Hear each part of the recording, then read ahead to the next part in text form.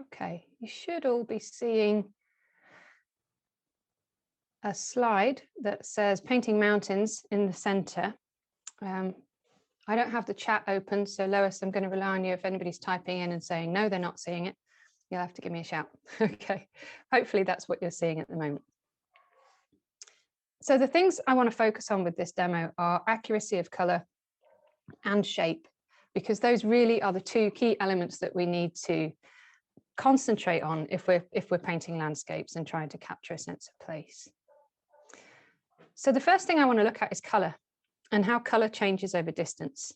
And this is true of any medium. Obviously, any media you're using, you need to use color accurately in order to convey a sense of space and light in your paintings. So most of the in fact, all of the principles we're going to talk about in this lecture apply whether you're doing watercolor, acrylics, oils, pastels, anything at all in color. So the principle of atmospheric perspective is really very, very straightforward. You may sometimes hear it referred to as aerial perspective, but that can get confusing because in architects' terms, an aerial perspective is a bird's eye view of a thing.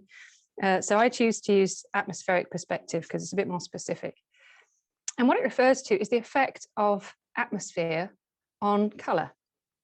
Atmosphere being air. Air particles often carry moisture, or there's often moisture in the air, if you like. And particularly in Tuscany, there's often quite a lot of moisture in the air. The evenings and the mornings can be quite damp. Some of the moisture comes off the ground, off the trees. There's a lot of trees there. Trees tend to kind of breathe, so you get moisture where there's lots of trees. So the more moisture in the atmosphere in the place you're standing, the more dramatic the effect on the colours will be. The classic example of this, of a really dramatic effect, is if you stand in your garden on a foggy morning, even the hedge at the far end of your garden just looks grey. All the colour is filtered out. So the more moisture in the atmosphere, the more colour is filtered out from the objects around you. So that means over distance, there are more and more and more water particles and air particles between you and the distant mountains. So the effect on the colour is more dramatic over bigger distances. So this view gives us a really good example of that because it's got layers of colours in it and layers of depth in the distances. So the more air particles between you and those distant hills, the more colours you will lose. Things in the far distance tend to appear blue, and this is just physics. It's just that the blue light waves, the wavelength of blue light is more able to travel through the air than the other colours. So the only colour that will reach you over that sort of distance is blue. We're very familiar with the idea that distant hills look blue, and this is why. It's because the yellow and the red and the green have all been filtered out over that distance. The only colour that can reach you from there is blue. So effectively, colours cool off as they go into the distance. They get bluer. They also get greyer. They get a bit more neutral. Different parts of the world, sometimes you get quite vivid blues in the distance. Sometimes it's much more muted. But effectively, the colours will cool off. The reds and the yellows will fall out of those colours as they get further away from you. The middle distance is a weird one. It often catches us out. Now, I'm using the colour picker in PowerPoint to take swatches of the different parts of these hills as I've painted them. And the colours on the left side are the actual swatches of colour I've taken. It's quite interesting when you look at this third box down, that muddy mushroom grey actually reads as a green on the hillside in the painting. And the one above it reads as a kind of blue-green. And it is a very slightly blue-green shade of grey, really. So the middle distant hills can be quite confusing. We're very used to the fact that if we get into a car, drive down the valley and go up that hill, it's going to be as green as the one we're standing on. And our brain takes account of this extraordinarily effectively to the degree that we don't actually realize the light reaching us, the color actually reaching our eyes from that mountain isn't really green. It's green over a long distance with the effect of air, meaning that it actually reaches us as a very soft, muted green-gray. But because we're used to seeing this, we take account of that effect and we know if we go over there, it's going to be green. So the instinct is to paint it bright green, and that would be very wrong in a painting. It will wreck the sense of depth in the painting. There'll be no sense of distance in the painting if we paint those distant hills green. or the middle hills, very green. So this hill on the left is the one I find the most difficult, always, in any painting I'm making. That kind of middle distance hillside is always problematic. It's rarely very contrasty. It's usually quite middle value. So if you took a black and white photograph, it's mostly middle grays.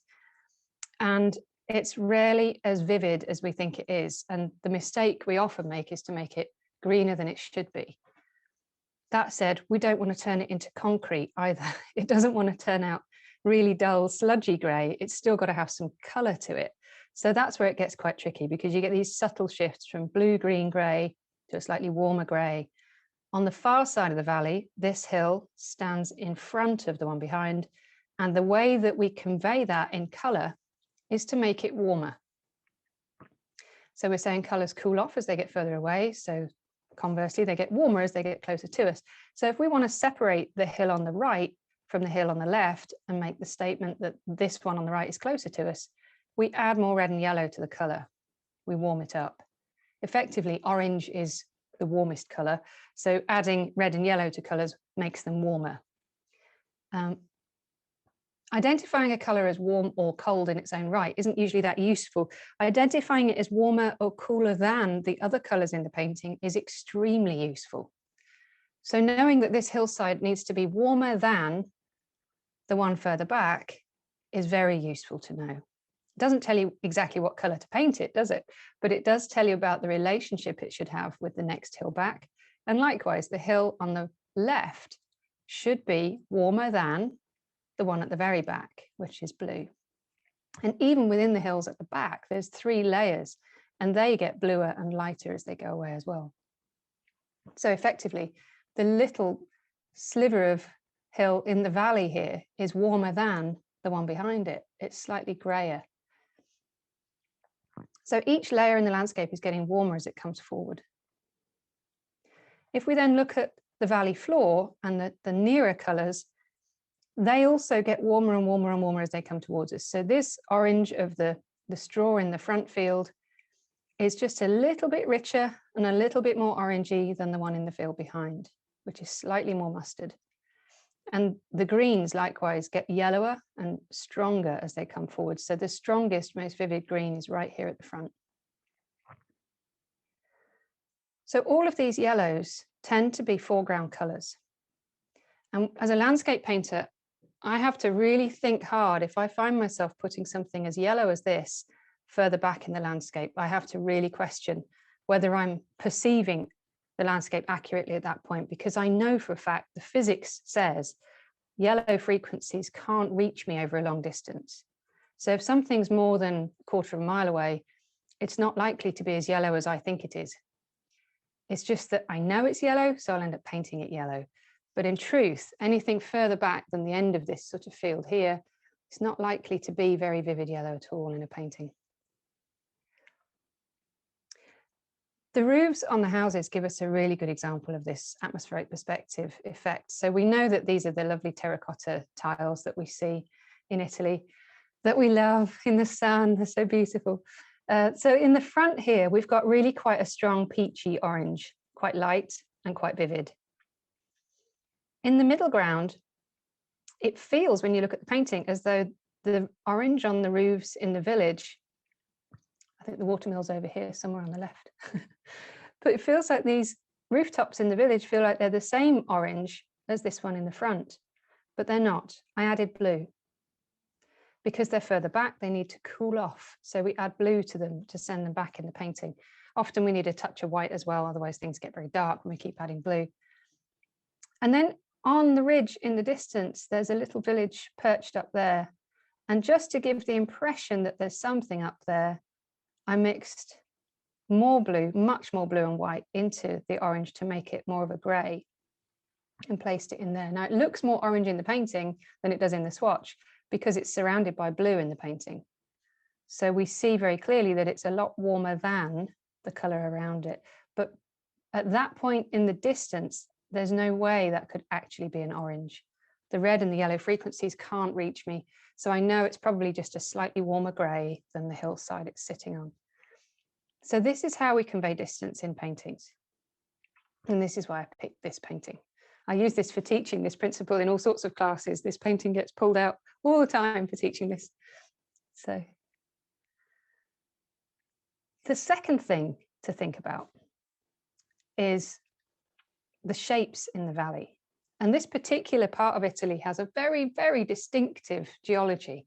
So underneath all of those beautiful forests are the bones of the landscape, if you like. Think of them like a skeleton.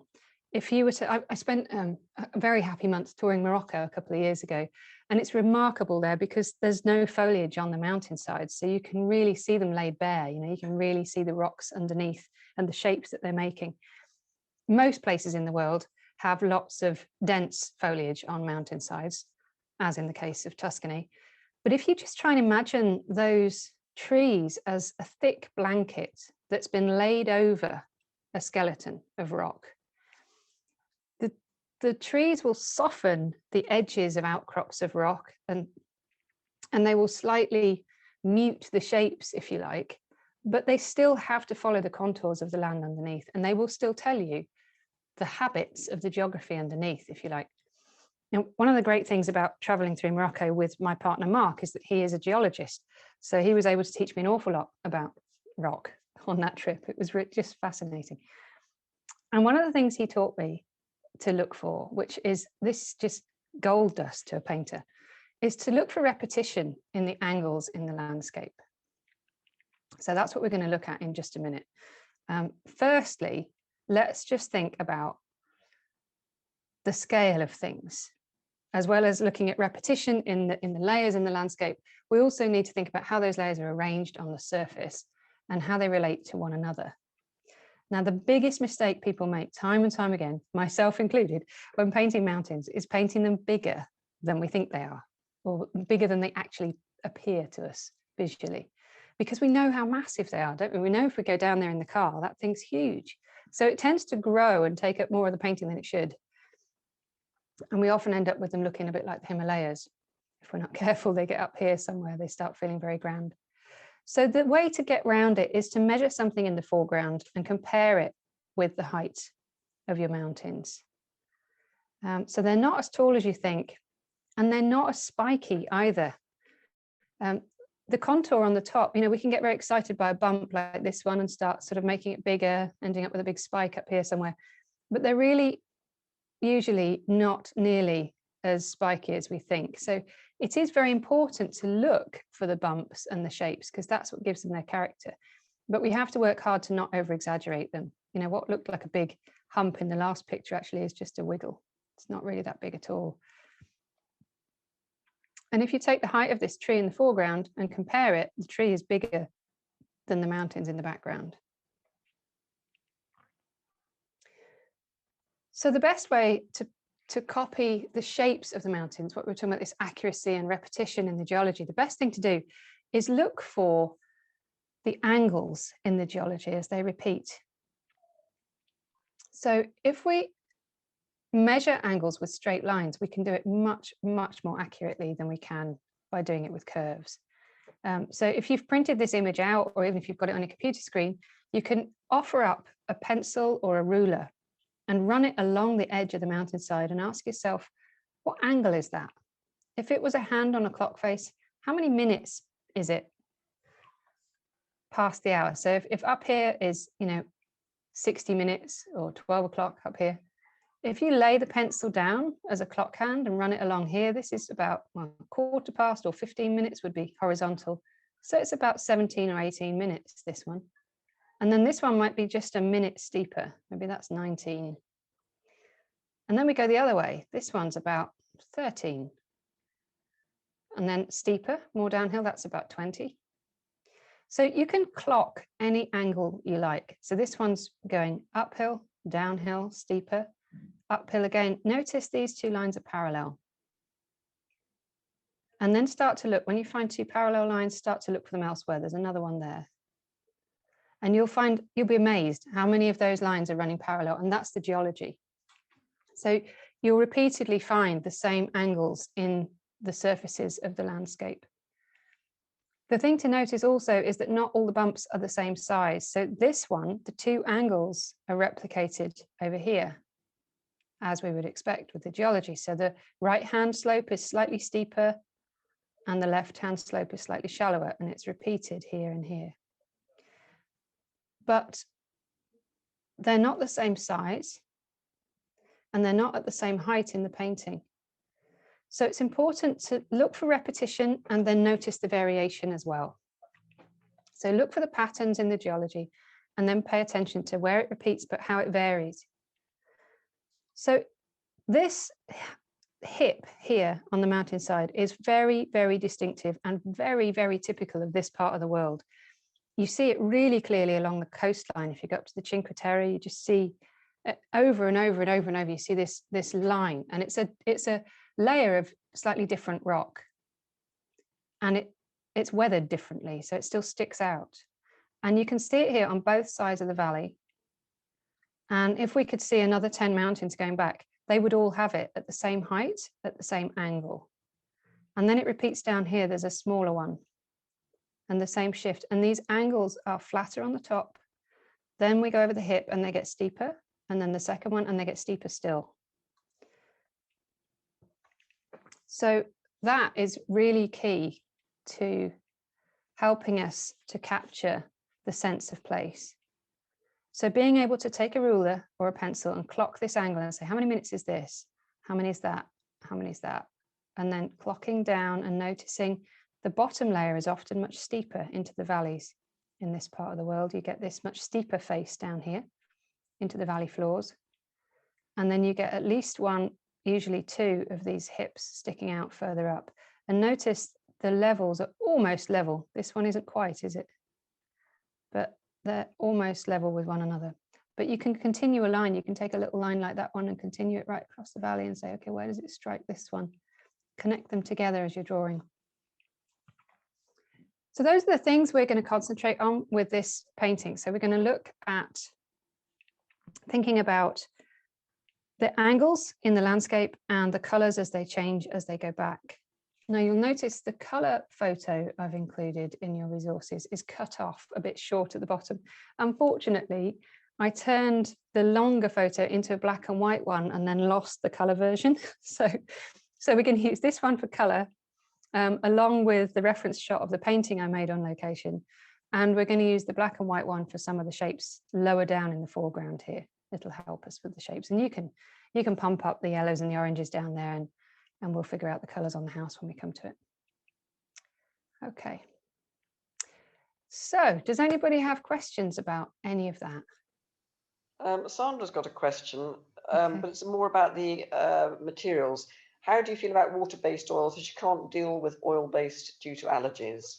Okay, yeah, it's fine. It's no problem at all. Whatever you want to work with, it's okay. Yeah, just whatever works. And people are working at home and things, and they don't always want oil-based things around. So yeah, it's fine. We'll just work with what you've got. It'll be fine. Okay. So I may just try and share a picture of the painting that I made. I can't, oh, there it is. Okay, I've got it. Bear with me a sec, folks.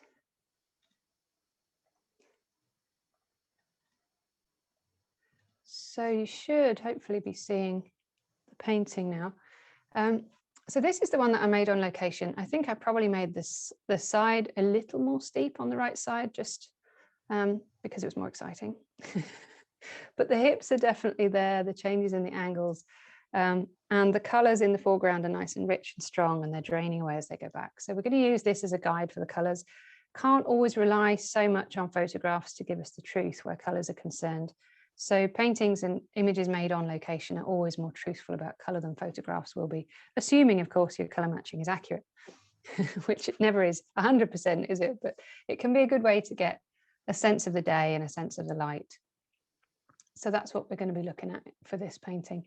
So you may choose to do the same composition as this. I think I'll do it the same as this, or you can do a completely different design. If you want to, you can go off that landscape image, go wider, shorter in the foreground if you want to. It's completely up to you.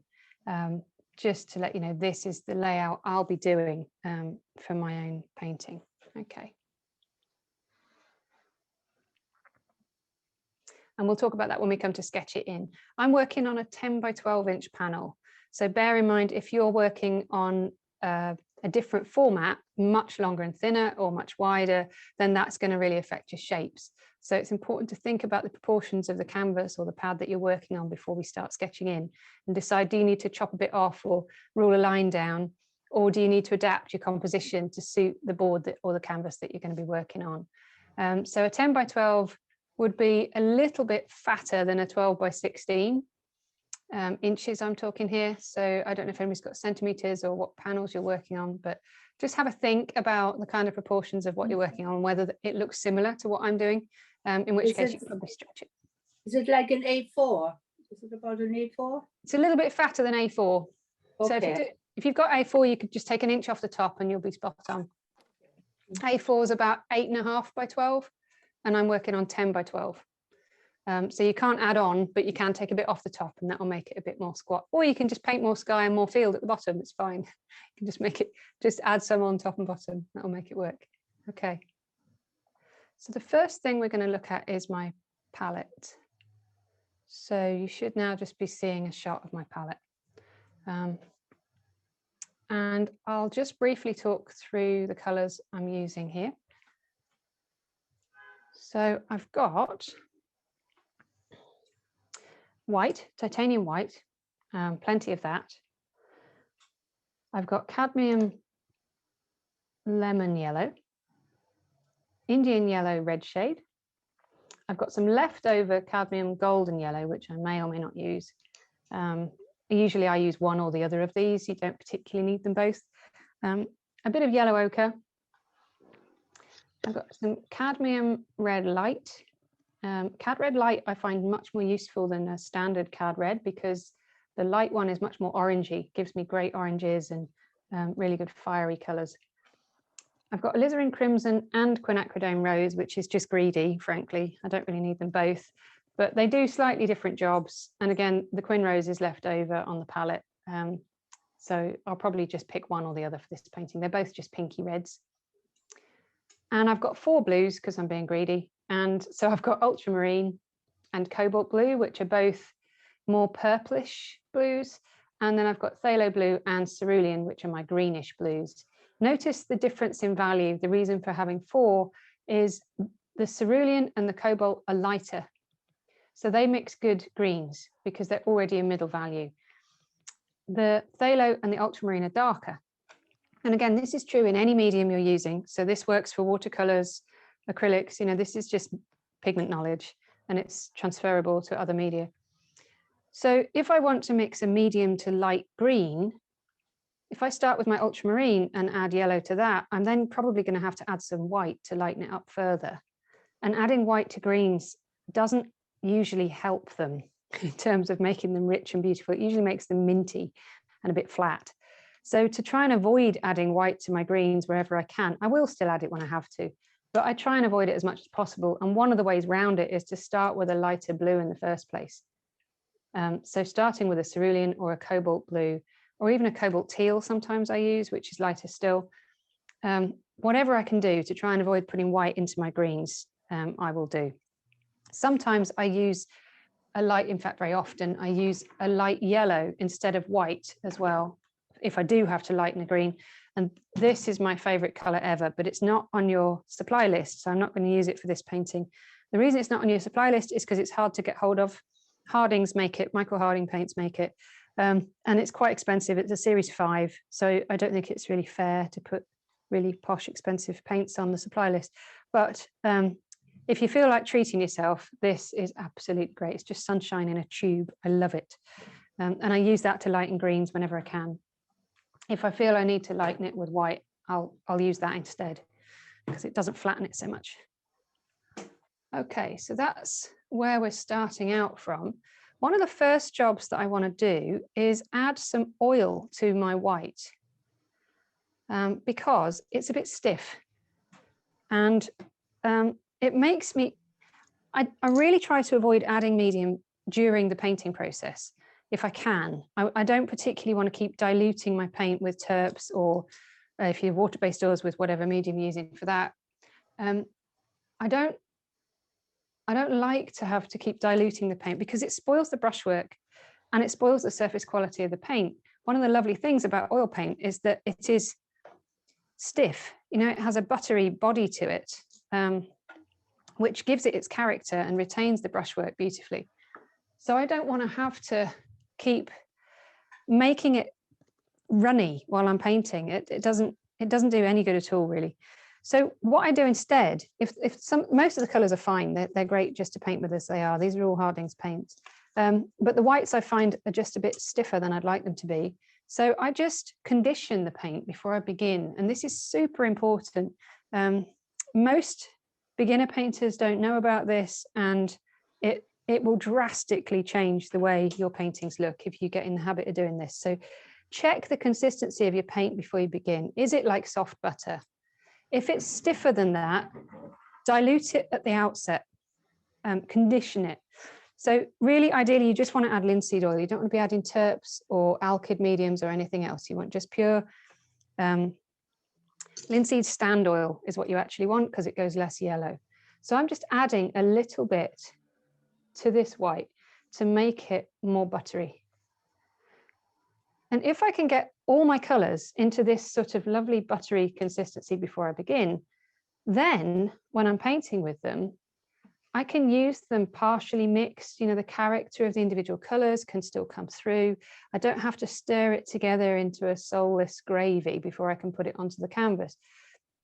What tends to happen if you work with stiffer paint, mix the color and then dilute it before you put it on the canvas, you kill the color. It loses all the interaction between the colors in the mixture is lost, and the brushwork tends to get very samey.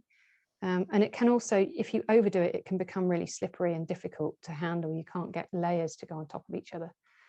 So my advice is condition the paint before you start and get it to a point where it's just gorgeous and you really, really want to paint with it, basically, which is where that is now.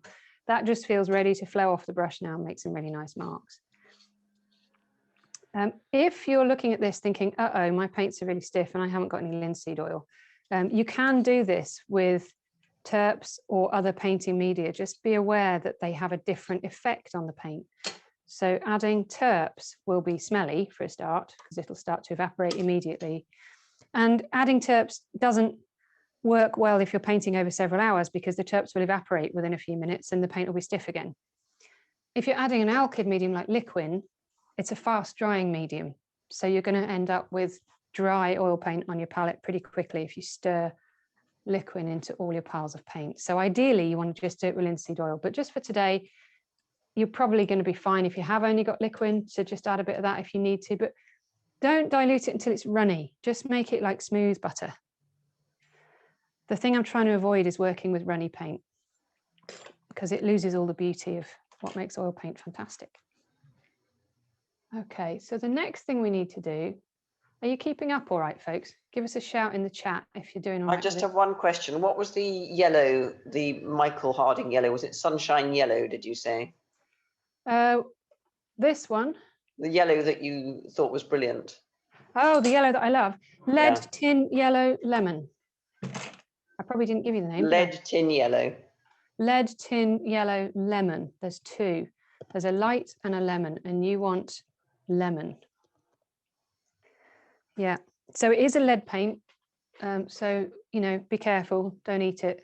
Wash your hands before you have lunch, that kind of stuff. Lead particles are too big to pass through our skin, so you don't have to panic about gloves, but you do want to be washing your hands before you eat a sandwich if you're working with lead paint. Does the linseed stand oil cause the oil paintings to dry faster?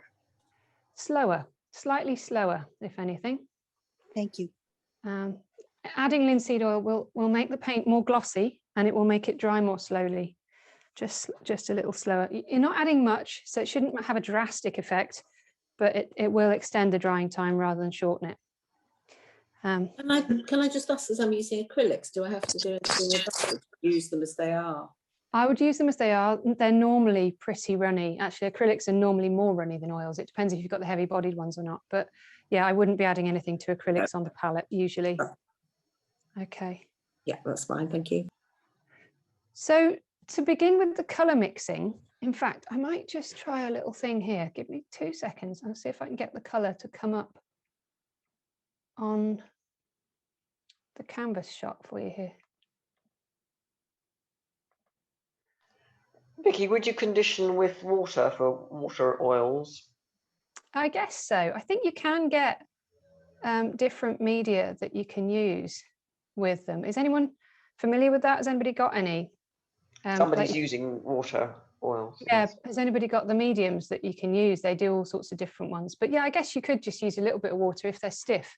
You only need to do this if the paint is stiff. I just find Harding's whites are just a bit stiffer than I want them to be. If you're quite happy that your paint flows nicely and it's a good consistency, you don't need to worry about any of it. So I've just superimposed the image of my painting onto the palette shot there for you folks. So I'm going to start by matching the darkest dark and the lightest light. And I always do this now when I paint. I didn't used to, and I've learned the hard way. It's much better if you do it this way round. So I want to know, is the darkest thing in the painting as dark as black? And is the lightest thing as light as white? And the answer to both of those questions is no. So my darkest dark is a dark green. It's like a dark olive green in the shadows in the trees there on the edge of the valley. And the lightest light is the sky, and that's nowhere near white. It's definitely quite a long way down from white. It's a kind of, I think I made it a dull kind of grey. I think it probably was more of a blue sky day with clouds blowing around, but I thought that would be distracting at the top of this painting. So I made it more of a hazy blue grey. So those are the first colours that I want to find. So I'm going to begin by mixing the darkest dark. Now, if I use my transparent darks, so I've got ultramarine here, and again, these are truths across all media. So ultramarine is a transparent pigment, as is, oh, that's right behind the picture. You don't need it there, do you? There you go. Now you can see it. And notice I'm mixing it on the edge of my palette here, right down on one end of my palette, and I've got the white at the opposite end. And that's also something I try to do. The purpley colours at the edge there are just leftovers from another painting. They're just muds that I use to soften the colours as I go along.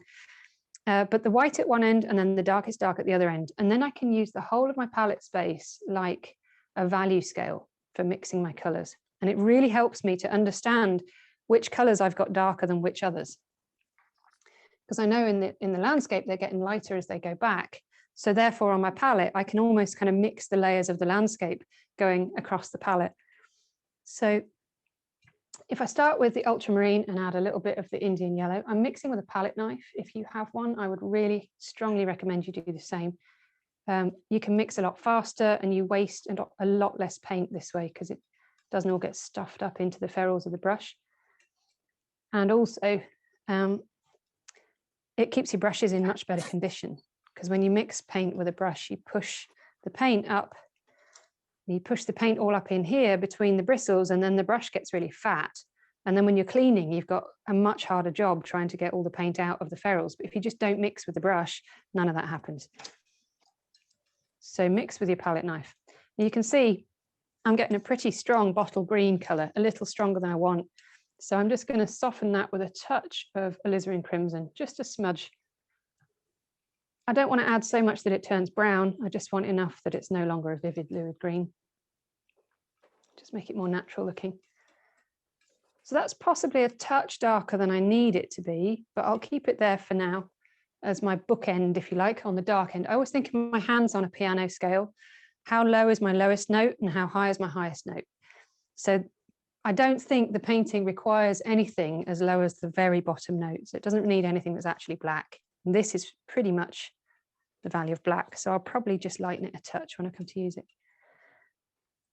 And then for the sky, I've got to come down a bit. So I can take a good lump of the white.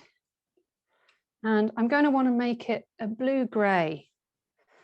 So let's add a bit of cobalt blue because it's a nice light blue. And then how do I make it grey? I need to add the opposite from the colour wheel, which in this case is orange. But adding bright orange to it is going to be a bit heavy-handed. So basically, I just need to soften it a tiny bit. And I think just a smudge of yellow ochre is probably going to do the job. Just a tiny, tiny speck. Notice I've taken a big quantity of white paint.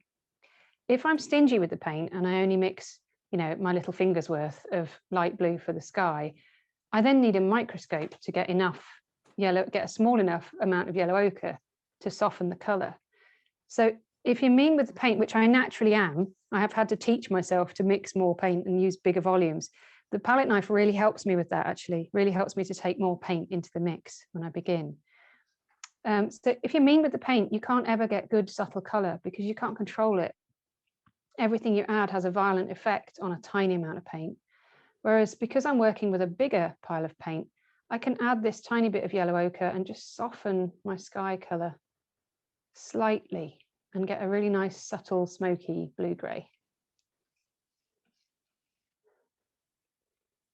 I haven't used all of the pile that I started with. Don't feel like I need to. I feel like I've got to the color I want here and there's enough there to paint my sky. So that'll do. The idea here is that we're going to mix enough paint to do the painting. You don't want to have to come back and mix these again. So just a tiny speck of the yellow ochre. If you don't have the yellow ochre, just take a tiny, tiny speck of red and yellow. It'll have a similar effect. You're just trying to make it slightly grubby, really. And so now we can mix whatever we want, really. I think I'm going to start with the low-hanging fruit, if you like. I'm going to pick the colours I can see clearly that I feel like I understand, and then work into the more subtle, tricky ones from there. So I feel like the yellow on the field is fair game. You know, I think I can probably get that. So let's start there. Now it's slightly darker than the sky, but not much. If we look at the black and white image, it's important to keep that black and white image to hand. I'm just checking it on my screen. I've got a second screen here beside me.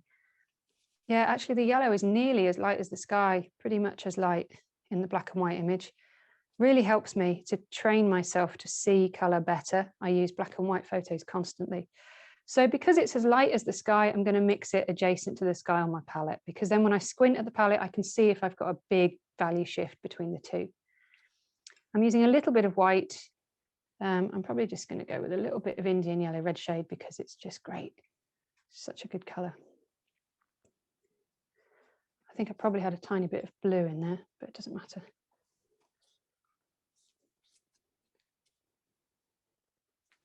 I'm going to need a bit more than that.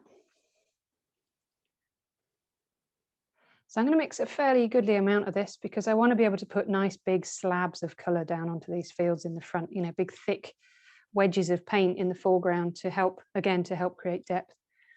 And that feels a nice sort of honey golden yellow. It feels a little bit too clean for what I'm looking at. So I'm going to muddy it again with a bit of ochre, which has darkened it. So I'll add some white. And that's flattened it a bit. So I think I'm going to pep it up with a little bit of my other yellow. So you just chase the color around till it feels like what you want. That feels better. It was just a bit too clean and not very organic looking. Now it feels a bit softer. I don't know how well that's coming over on your screens. The color shifts are quite subtle. So that was Indian yellow, or your cad golden would do the job. And then adding a little bit of cadmium lemon and a little bit of yellow ochre and then a bit more white to bring it back. I think it's still not vivid enough, actually. I'm going to keep that one and go with a real zingy one. So I'm going to put both my yellows together to make gloriously bright yellow over here. I'm probably going to need hardly any of this in the painting, but I might just put a touch of it here or there. And from there, I can soften into more earthy, ochre yellows as well. So on the field in my painting, there are maybe 5 or 6 different yellows. So I'm just making variations of yellow here, trying to make them all fairly similar in value. So I don't want any much darker or much lighter. Otherwise that will start to look like undulations in the field, which we don't really want.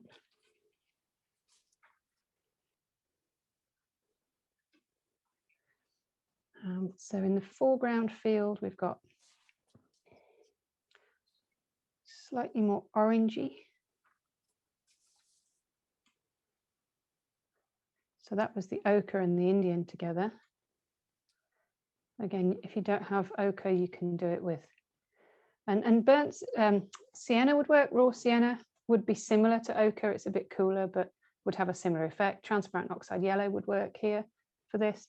The color I've got down the bottom here is Michael Harding's Naples yellow. That would also do a similar job. Use whatever you've got.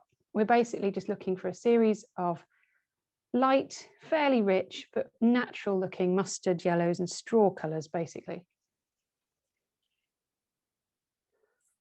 And so I'm using the ochre just to make them a little bit more natural looking. To this one, I'm going to put a tiny bit of crimson.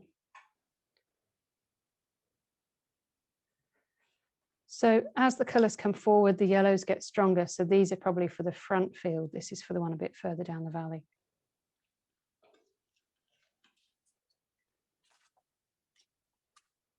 And I feel like I want one that's just a bit greener. So I'm taking a tiny bit of my dark green into here.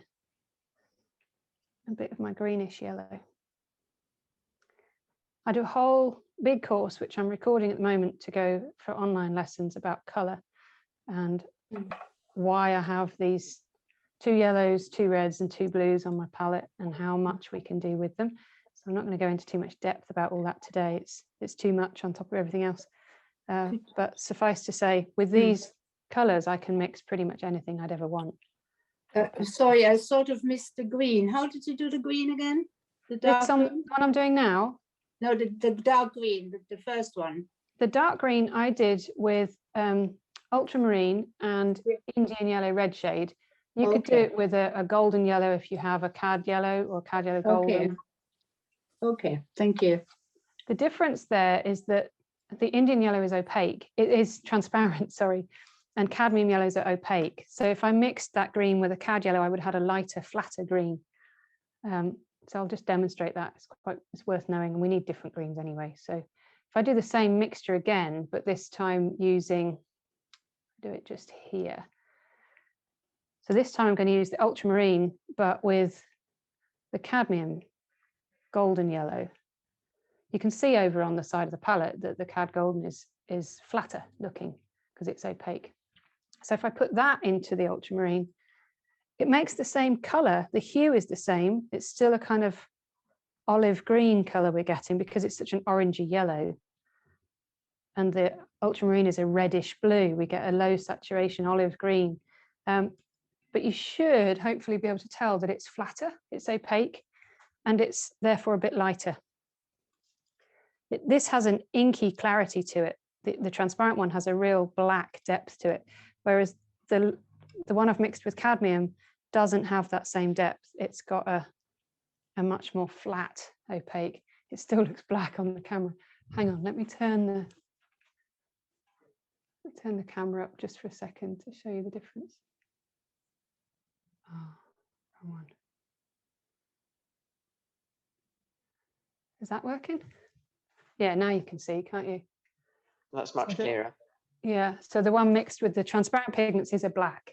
Effectively, it's a green black, whereas the one mixed with cadmium is a charcoal grey value. It's flat and opaque. So that's why I choose the Indian yellow most times now, because it gives me good blacks. Okay, I'll go back to normal. So we need more variety of greens anyway, so that's good. Now we've got an extra green to choose from down there.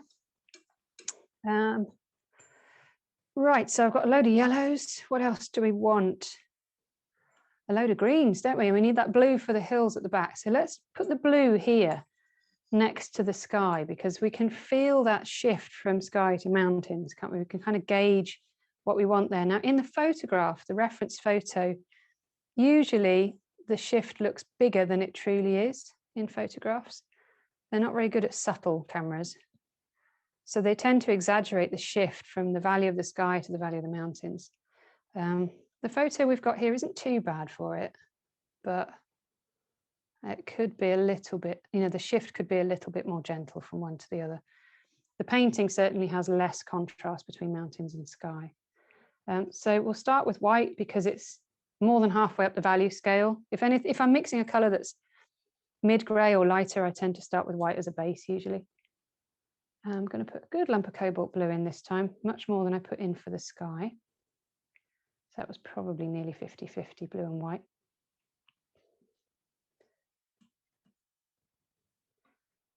And I'm mixing it right next to the colour of the sky so that I can pitch them together on the palette and decide how am I doing, how close is that colour to what I want. I think I'm a bit too dark, so I've got some of that leftover sky blue to put in, which is just cobalt blue and white anyway. You could just use white if you want, if you need to lighten it up. So that's looking better, but it's a bit clean and fresh looking. So I'm going to add a tiny bit of red, I mean like a speck of cadmium red, to grey it a bit, push it more towards a mauve, just a touch. I don't want it to just look like blue fresh out of the tube.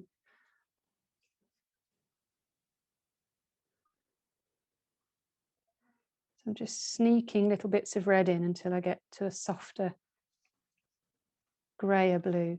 Adding the cad red light is good because it's orangey, so it's like adding the opposite of blue. It's an orangey red, so it's having a good softening effect.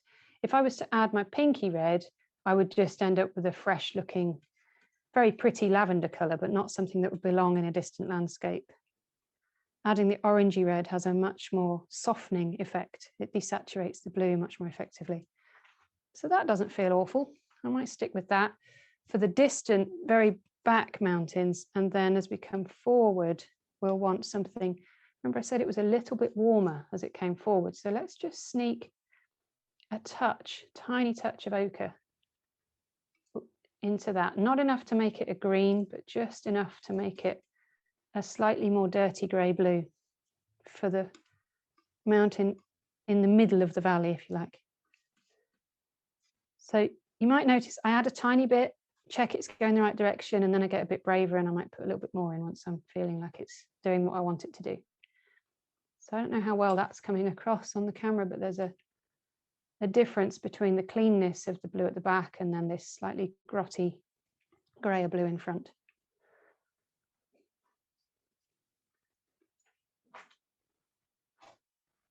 Okay, how are you doing there, folks? Any questions on the pigments or the colours or the recipes for these mixes as I'm going along? No questions on the chat.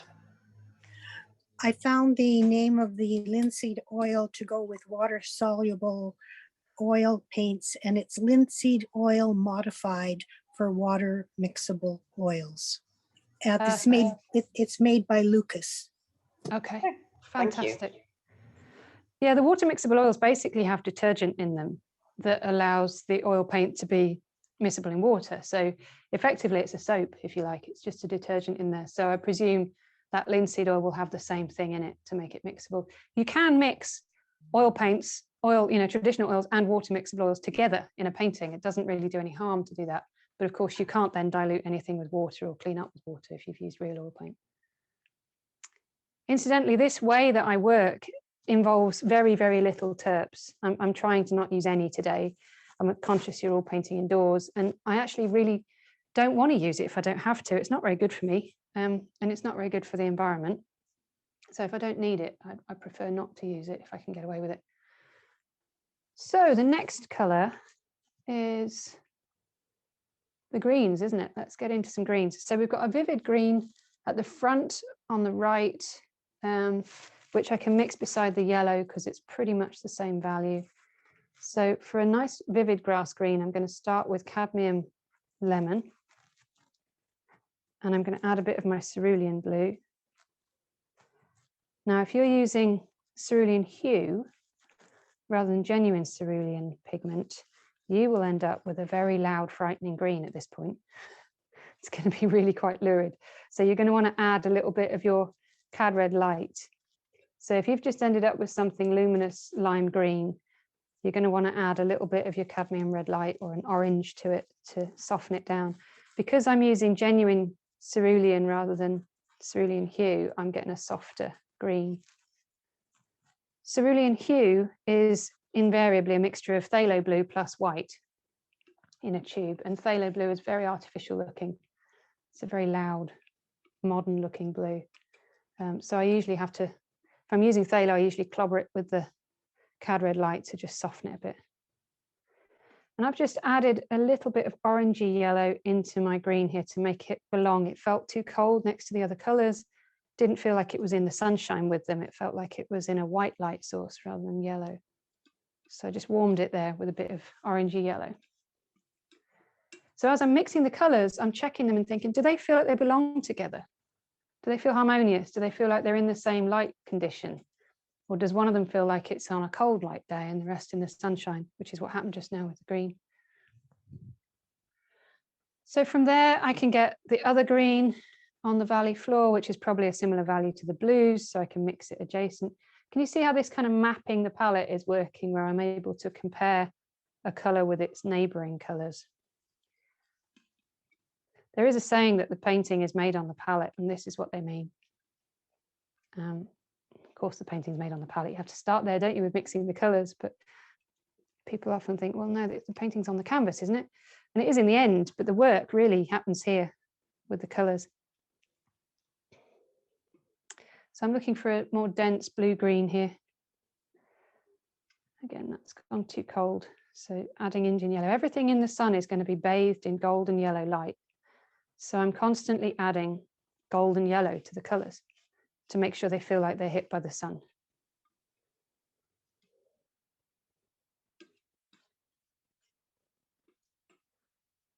There's my green. And now for the greens on the mountainsides, they're darker than the valley floor and more sludgy.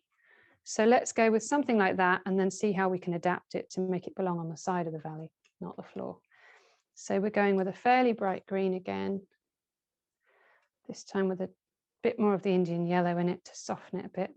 And I'll go with ultramarine this time to get a darker green.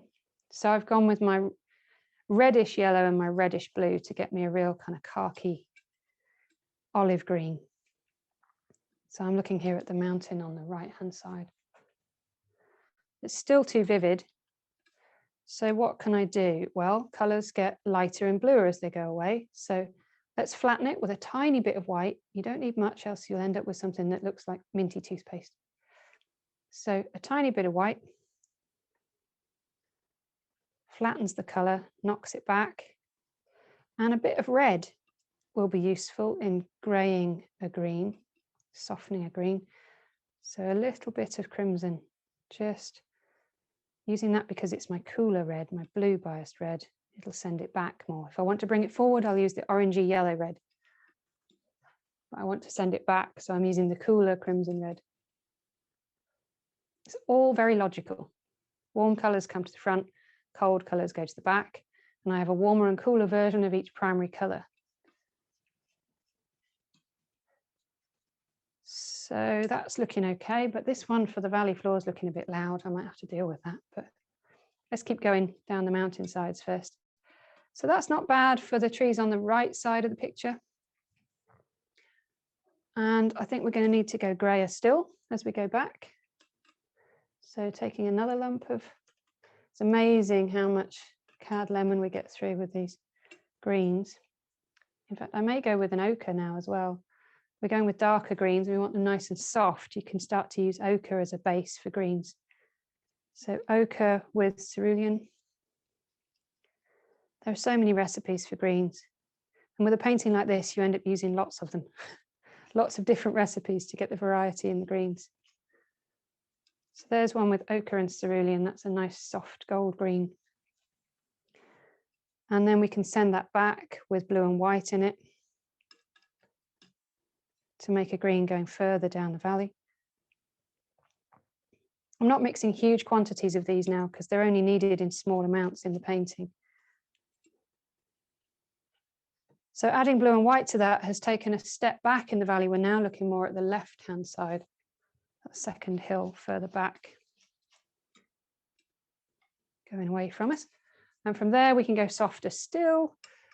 So I hope you get the idea here. We're just gradually working our way into the more difficult colors, if you like, the more complex ones. So this is now ochre with ultramarine, with a bit of white as well, because it's to go further away from us. So they're getting lighter and grayer as they're going away, and bluer. What do I want? Blue.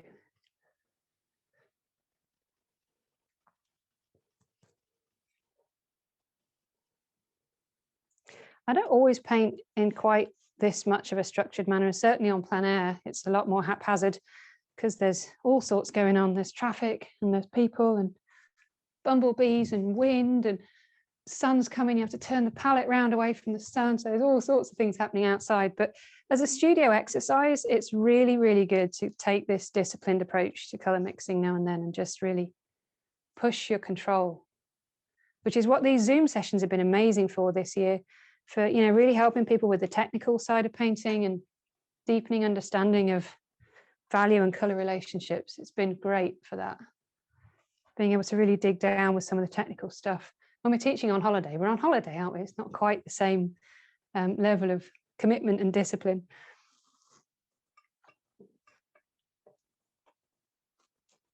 So now I'm going with some more greens for the trees. So I'm sure you're getting the idea, folks. I'm just chucking all sorts of blue and yellow combinations together and then putting red in when I need to soften it, to desaturate, or adding blue and white to make them go further away. And I'm just going to mix a ton of them and then see what fits where on the painting.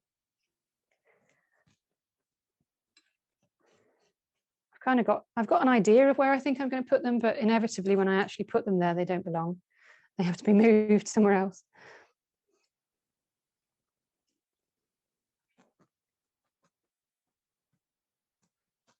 So I'm going with real sludgy greys now for that hill on the left.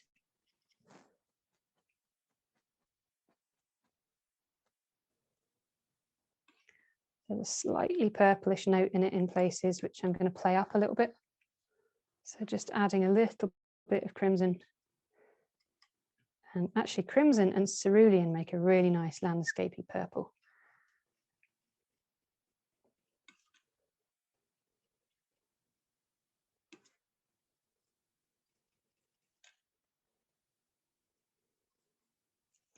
At different times of year, you get totally different colours, don't you, anyway?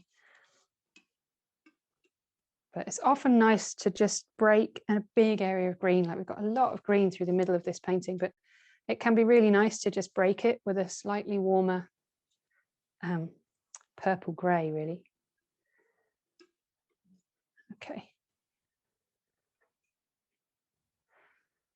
So the only colour we still have to do is the buildings, the rooftop colours.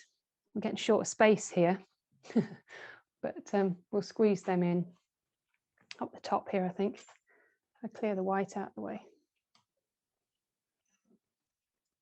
Now I suggested transparent oxide red for this workshop. If you don't have it, don't panic, just use red and yellow, you'll be fine, but you might want a touch of blue just to soften it a little. You probably want both your reds and your golden yellow to make a substitute for trans oxide red. I'm going to put some out here and use the real deal since I suggested it. I won't need much, it's like rocket fuel. So here's some white and just a touch of transparent oxide red. Now this is it's iron oxide, which is earth, which is what the tiles are made of. So this is literally the same stuff that the tiles are made of. So it makes it ideal for painting bricks and tiles because it's the same substance. It's rust as well. It's good for that. So that's not bad as a kind of terracotta roof colour. That's slightly... With the colours, if we didn't have what's on your palette. Sorry, could you just go through that again for me? Of course I can. Was that for the roof? Yes. So if you haven't got, in fact, let me mix it for you. So if you haven't got the trans oxide red, here's what to do. Take some of your orangey yellow. If you've got a cadmium golden or an Indian yellow or something golden yellow, take a bit of that, a little bit of your cadmium red light, and a little bit of crimson. So if you've got an orangey red and a pinky red, take a bit of each. If you've got medium, if you've just got cad red medium, just put that in on its own. If you have both reds, put a bit of both reds in. And you should end up with a really fiery red orange. So mix them until you get a real fiery red orange color, and then add a little smidge of white and see what you've got.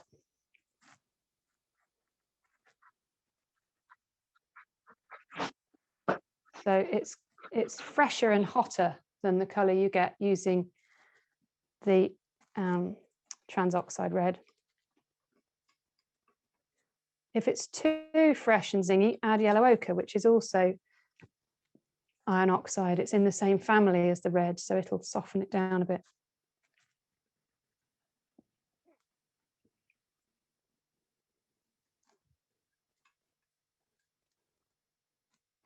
Okay. So that looks okay, but it's not light enough. And it doesn't feel like it's in the sun enough. So I'm going to add sunshine. So if you need to add sunshine to a color, add white and golden yellow. And that literally has the effect of making the thing you're painting look like it's more in the sun.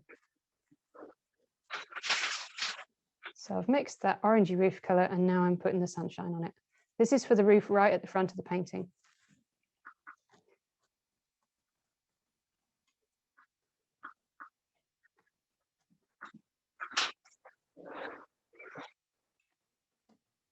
I'm going to sneak a little bit of that into the, this is for the roofs in the village, a little further back. So it wants to be a little bit darker and grayer, just a little bit grayer really.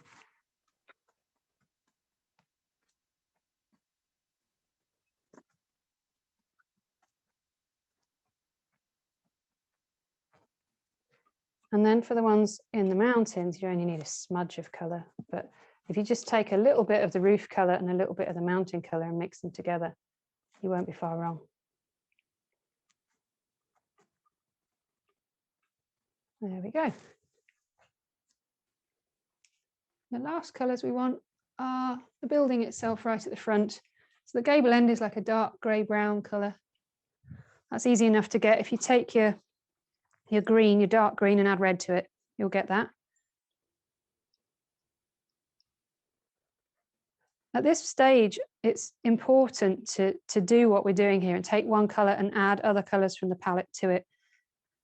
So by using a limited number of pigments in the first place and repeatedly using the same pigments in all the colors all over the painting, we're achieving a much greater harmony across the painting than if I was pulling out a purple and then a green and an orange. You know, it's much better to use common ingredients across the whole painting. So by taking a little bit of the dark green and adding red to make the brown for the building, you know, we're harmonizing all the colors all of the time, ensuring that they're going to sit well with each other on the surface of the painting. It also keeps things more simple. Painting's hard enough. We don't have to make it any more complex than it needs to be. So if that's the color for the gable end of my building, if I then add sunshine to it, I'll get the color on the side, which is in the sunshine. So add white and add golden yellow. And we'll get the color of the side of the building. Or not, because I think I added too much white.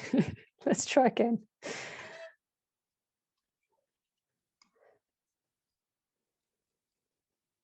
That's better.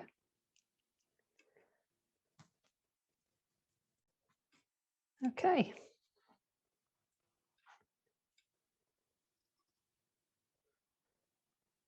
How are you doing, folks? Are you keeping up?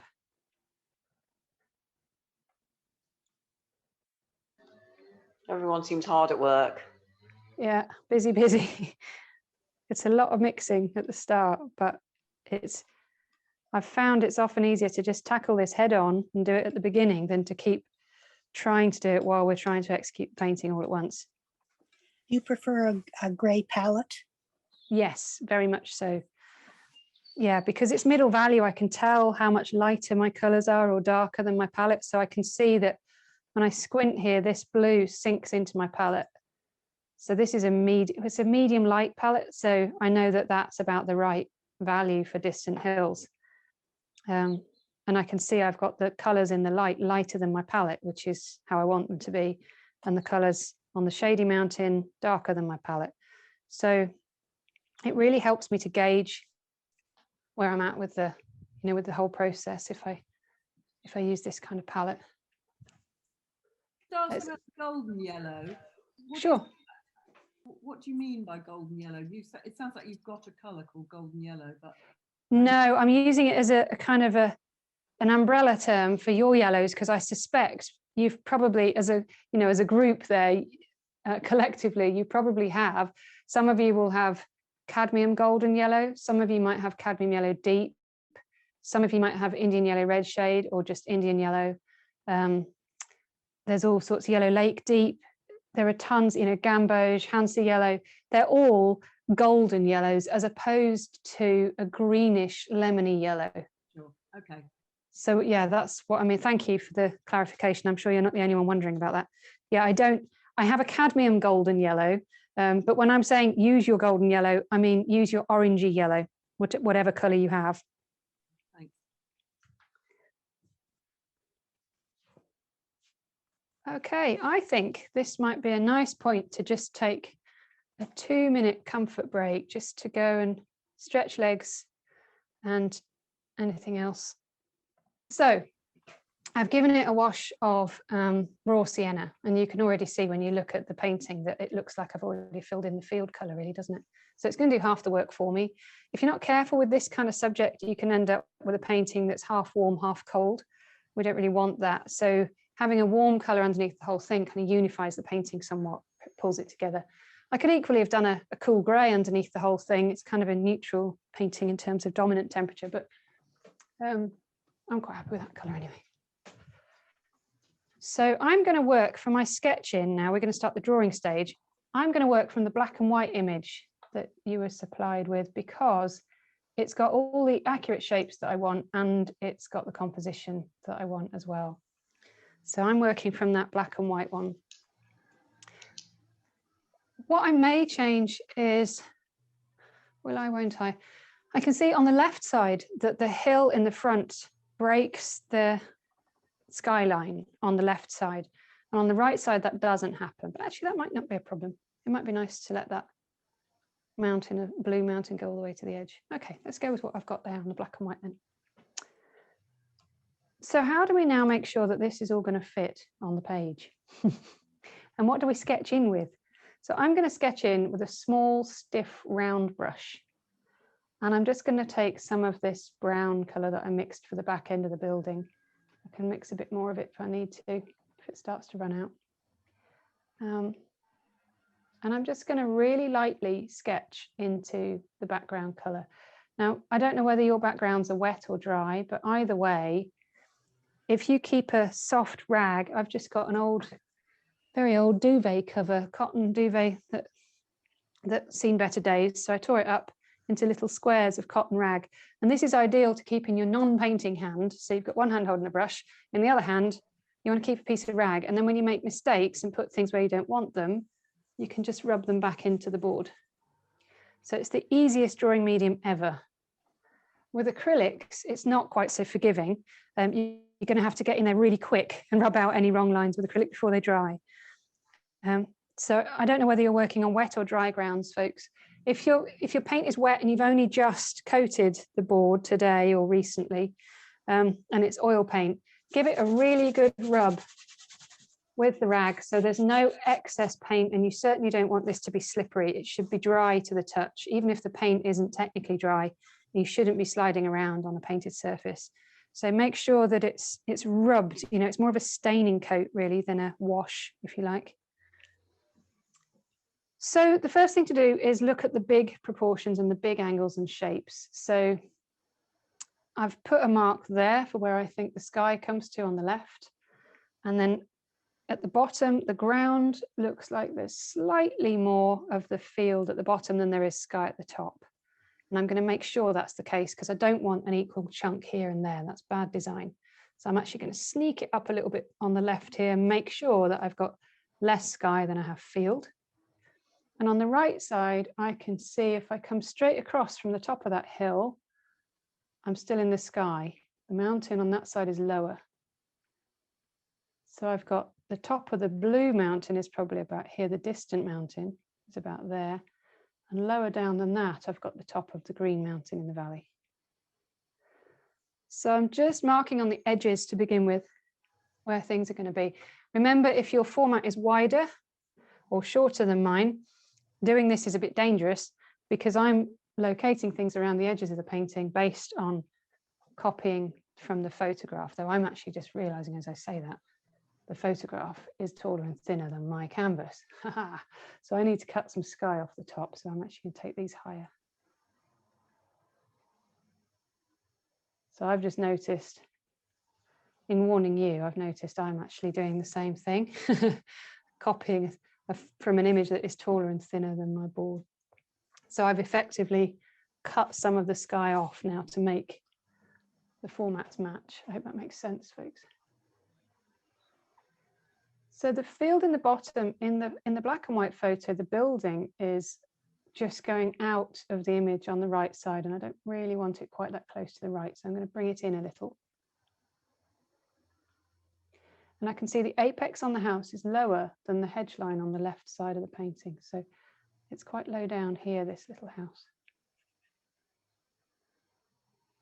So I'm just going to roughly drop in a shape that I think might be roughly the shape of the house. Now this is a single point perspective painting, if you like. All the lines, if you took all the lines into the painting, they would converge about here somewhere in the valley. So all lines, the roof line on the house, the line on the left side of the valley, and all those lines in the vineyard here on the valley floor, they're all going to go to a point somewhere there in the middle. It's always worth figuring that out. So your eye line in this painting is very high. You're looking down on everything. And then basically we've got the side of the valley coming in at an angle like this. Notice what I'm doing with the brush. As I'm drawing these lines in, I'm using the brush against the surface to check the direction and the angle of the line before I put it in. And then when I paint it, I'm drawing the brush sideways across the surface. I'm not out here wiggling around. It goes really wobbly if I do that. So trying to draw lines like this from the back end of the brush is much more difficult to be accurate. I find if I lay it this way and say, okay, that line at the base of that mountain curves around and down the valley floor there, I find I get much better shape, much more accuracy.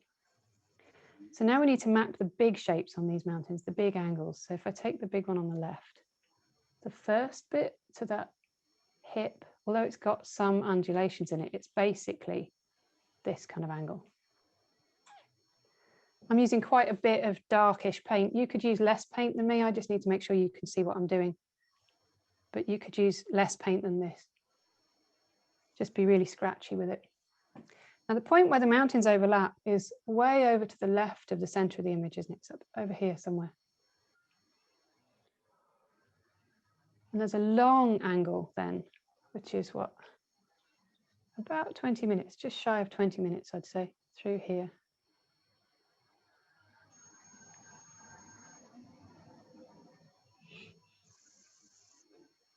We got somebody's mic open. You can hear some electronic feedbacky noise somewhere.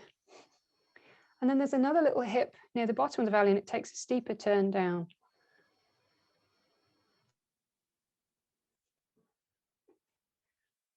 And then on the other side of the valley, we've got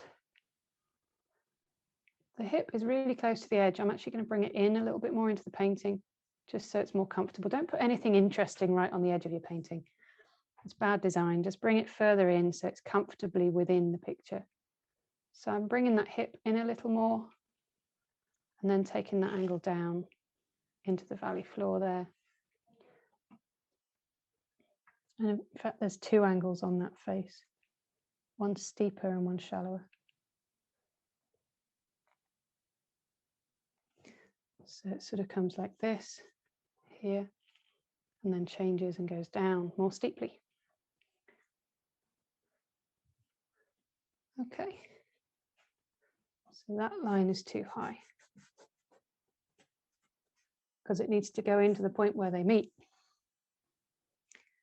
So it's actually flatter than I had it, I think. So this one's going to come a little bit in front. You can't really see the base of it. It's concealed by these trees down here. So got some big chunks of trees through here.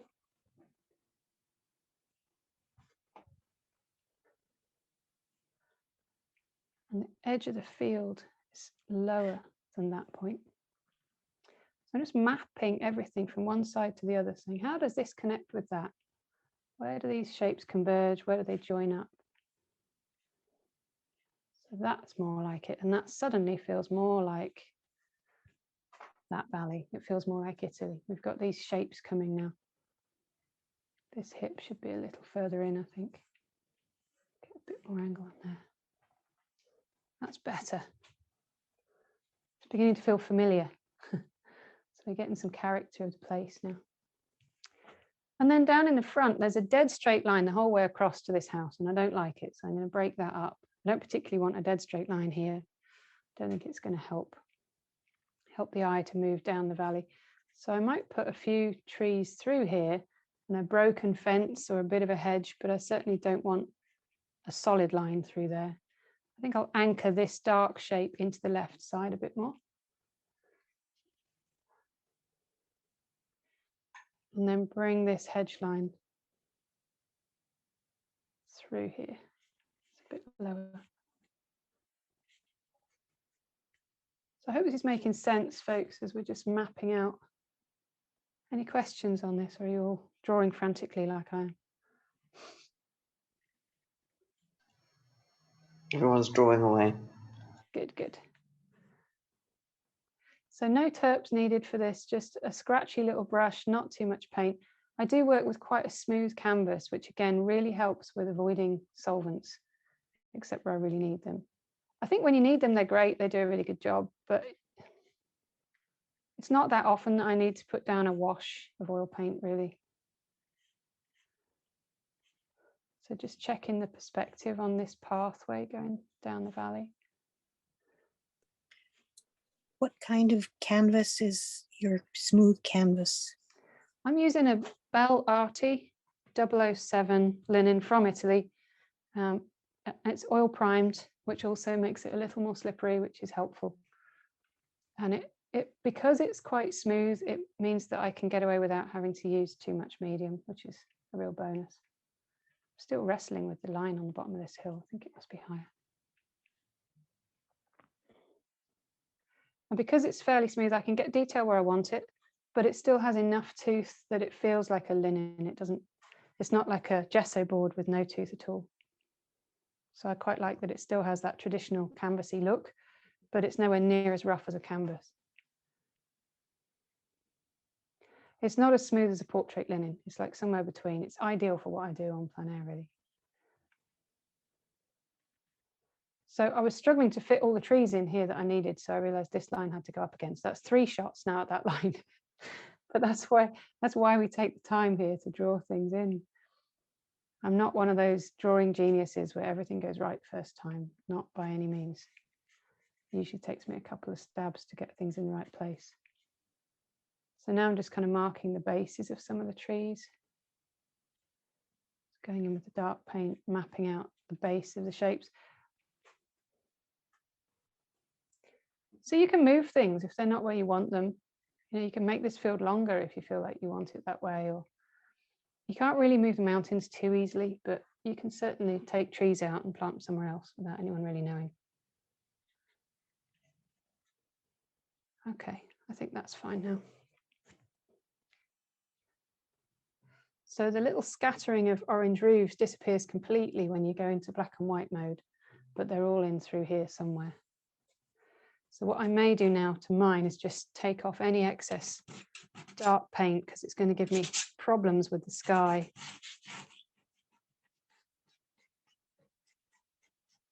If you've got clods of paint on yours, do the same. Just take off any excess paint. So I just need a ghost of a sketch to work to now. Can you And I do need use, those. Go ahead. can you use acrylic paint as your undercolor, your base color? Yeah, With- you can. If you're working on an acrylic prime board, you can. I'm working on oil primed linen, so I can't.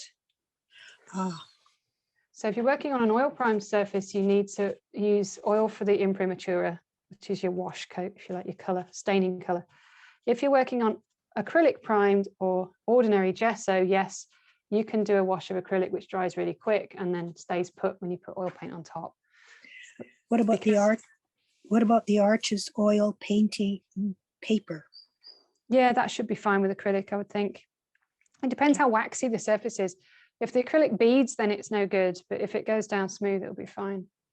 But you know, if the paint's just sitting up in beads, you might, some of those oil papers are treated with a wax. So just see how waxy it feels. But normally, actually, I find that Arches one really absorbent, more absorbent than I would like when I've worked with it. So that probably will be fine with acrylic.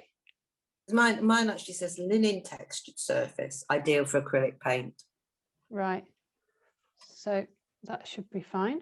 Yep. Okay. Okay, now we need the hills at the back, and I've shied away from sketching these in with the dark because it's just going to give me problems getting rid of it. So I'm switching to the blue of the mountains to just find the line where the mountains meet the sky. And this is where we talked about repetition in angles, looking carefully at shapes and not making them too extreme. So it's too easy to do this, right? Try and avoid that. So we're not in Nepal. We need to make sure they don't get too big for their boots up there. So the angles are not that steep. In fact, they're usually shallower than we think they are. And we've got a longer one and a shorter, steeper one. And what I often find helpful is if I come up and find salient points and align them with the rest of the painting. So somewhere here in the valley, if I go straight up, I get to that highest point in the middle. So if I plot that now, that will keep me on track. Otherwise, if I go curve by curve, I'll end up with this thing over here somewhere and I won't have room for everything else. So I find if I just go along and find the main peaks and troughs and plot them first, it tends to keep me on track a bit more. Also, a good thing to do is put a ruler over the image and slide it down until it hits the highest peak. So do this with the photograph and bring it down until it meets the highest peak and look at the gap between the ruler and the mountaintop. Look at the negative space in there. That will really help you to find the shapes. I'm just doing it on my spare screen here, holding up the brush handle in front of the screen and closing one eye to get that shape. It's amazing how slim that sliver is. You know, that tells us that there's really not a great deal of variation in height between one peak and the next here. But this one in the middle looks more pronounced. It's not as high as the one on the left, but it looks more pronounced because it's got a trough to the right of it. So it doesn't stick up further. It's this little dip beside it cuts in further that makes it look bigger. So this little section here is a bit lower. So we'll get this sort of mapped in and then we're off. Get a big paintbrush, start colouring in like maniacs. Okay. Get this last hill through here. And this is the way I would work on location. Spend the time on the colour, because that's the main thing you want to get when you're on location. You can finish it off from photos for the shapes, but you can't ever capture the light from a photograph. So I do spend a long time matching the colours on location before I start to paint to try and make sure I've got a sense of the place in the light. Okay, ready, steady, go. So I'm going to start with a square, flat bristle brush. I like bristle brushes, they're stiff and they make it easy for me to colour in big areas quite quickly. And I'm going to start with the sky and colour that in. Using lots of different directional strokes. So a big mistake with skies is to do them like this with horizontal strokes all the way across, because it just feels like you stuck your head out of a train and everything's whizzing past. So don't use just horizontals, use multiple directions, especially with a sky that looks flat and hazy like this one. We just want to imply that it's kind of fuzzy. And my sienna background is softening that blueness really nicely. It's sort of warming it up a little bit. Yours should be doing the same. So I'm quite happy to leave this paint quite thin and let bits of that background colour come through, because they're going to pull the painting together. When we get these warm orangey yellows down here, these little holes in the sky are going to balance the colour scheme across the painting.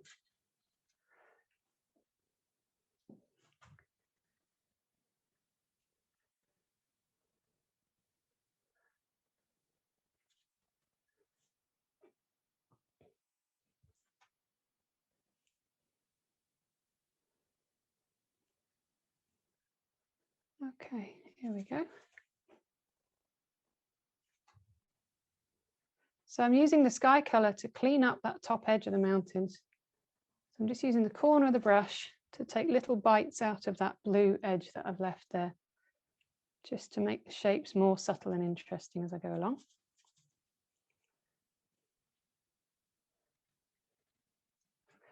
And I may choose to soften that edge more later. I'll put it in quite crisp now, but I think I'll probably soften it back in a little while. Another thing I like to do early on is get the darks in. So just as I do on the palette, lights and darks, let's do the same on the painting. I don't particularly want to use a big brush for the dark paint. I'm going to use a stiff bristle brush and spread the dark paint quite thinly. Push it around quite thinly. So it's basically just underneath the trees here in the foreground that I want it.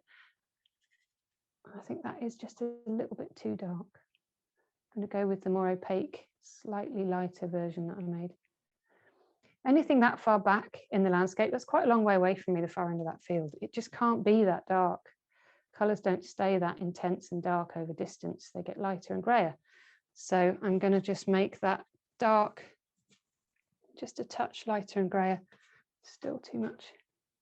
Just to make it sink away down the valley. That's better. You probably can't see a difference. There's always more contrast on the screen than there is on my canvas. So for the greens a bit further down, I'm just going to, I'm using a bristle brush and I'm scrubbing the paint ever so thinly, just really meanly spreading it over the surface to stain where the dark areas are going to be. I might use the richer dark in the trees a bit closer to us. Again, all helping to convey distance and depth. So you only get really dark and really light things at the front of the landscape, nearer to you.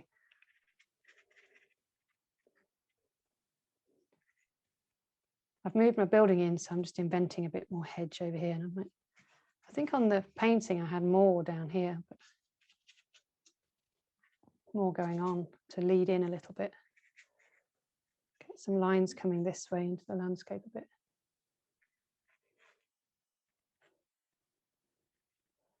So I'm just finding shapes here. Anything dark, I'm painting them scruffy and oversized, bigger than they needed to be, because I'm going to bring the lighter colors around them, tidy them up in a bit.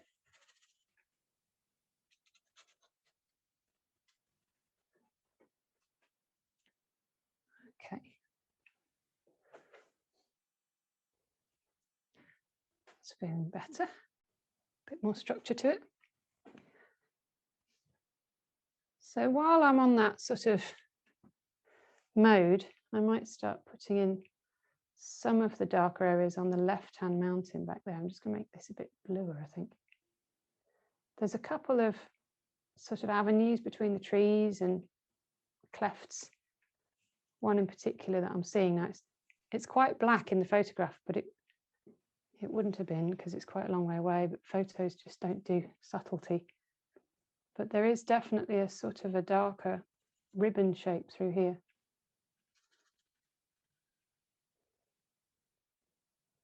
And this presumably is a road cut in. And that face down there gets darker. So the sun is here, isn't it? The sun is in the top left, coming over your left shoulder. So you can see there's some shadows under the trees in the valley a little bit. And you get the sense that it's glancing across this hillside, but it's really hitting this side. So this is going to be more yellowish. And this plane down here into the valley is much more shaded down in here. So the lower planes of these slopes are a bit darker. Sun's not really striking them so much. So just blocking in. Again, pushing the paint into the surface. I don't want to end up sliding around on layers of dark paint. It gets really difficult to control when that happens. So I'm now going to switch to my colour images. I've been working all that time from the black and white and the palette, really. Now I'm going to switch to the colour reference. And I'm going to work half from the colour reference and half from my painting, I think. I'll put them side by side on my screen.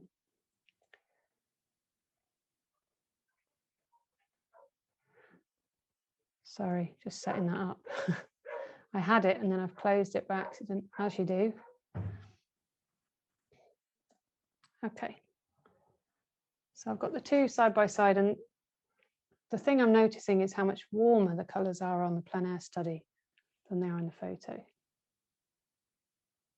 And this little knoll here, the hip, is definitely darker than the rest of that hillside. So I'm going with a slightly bluer colour as well, less sunny.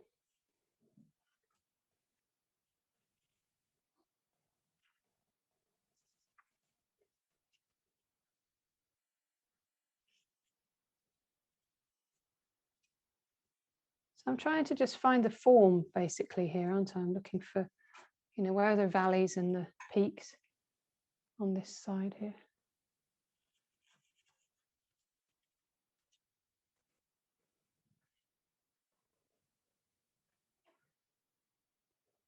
On the right side, there are some pine trees sticking up through here. But I'm not going to make much of them because they're very busy shapes and they make a very busy silhouette right next to the edge of the painting. I don't think it's very helpful having too much going on at the side like that. Now I'm grabbing the bigger flat brush again and I'm going to colour in those hills at the back. Now I'm thinking about the direction of them. They look very blue. That's a bit too blue, I think. Let's take some of this muddy grey here and put that in.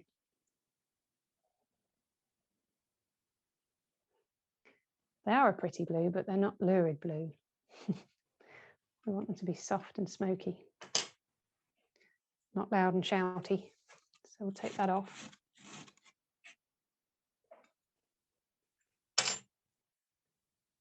So think about using directional mark making as you're colouring them in. So laying the brush down and thinking, you know, if you had a giant paintbrush and you ran it over the landscape, which way would it fall?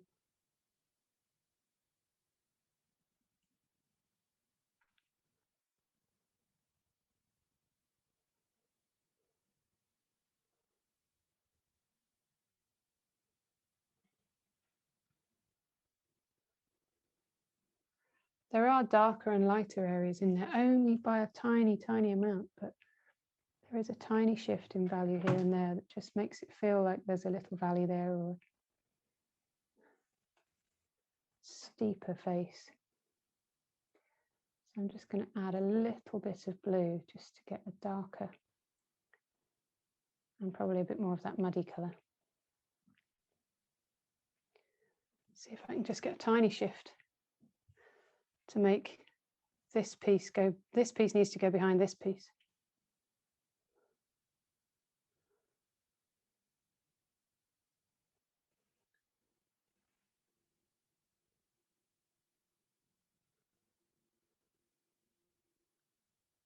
Amazing, you can't see it in this photo, but there are lighter bits in these hills where there's marble used for all those beautiful Italian sculptures. It's fantastic to think of the history.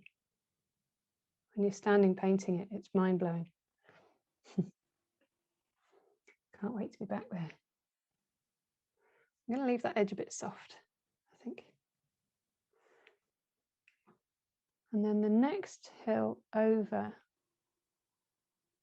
comes in front, so we'll make it a tiny bit lighter. And using a different direction on the brush marks also separates the two out. So I'm coming across with this one. And again, just thinking about the contour. How is this thing formed? Which direction are these valleys and troughs falling? You can get a real three-dimensionality to them just by using the brushwork. And this is what's amazing about oil paint. You can sort of sculpt with it while you're painting. You can describe such a lot because it retains the direction in which you laid down the paint more than any other medium. You can tell other stories with it as well as just colour and shape.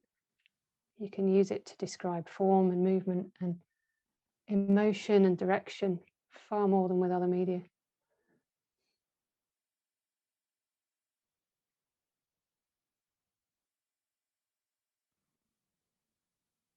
So I'm using opposing angles, mostly diagonals, but to separate out some of the layers in the hills.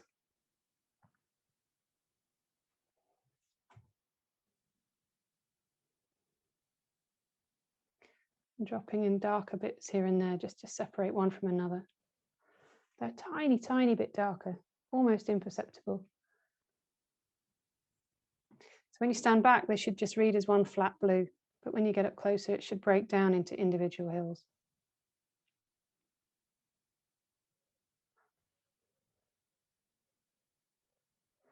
Where I meet the edge of the hill in front, I'm leaving it soft. I'm letting the bristle brush leave messy, furry edges. So I don't want it razor sharp down here. Doesn't need to be.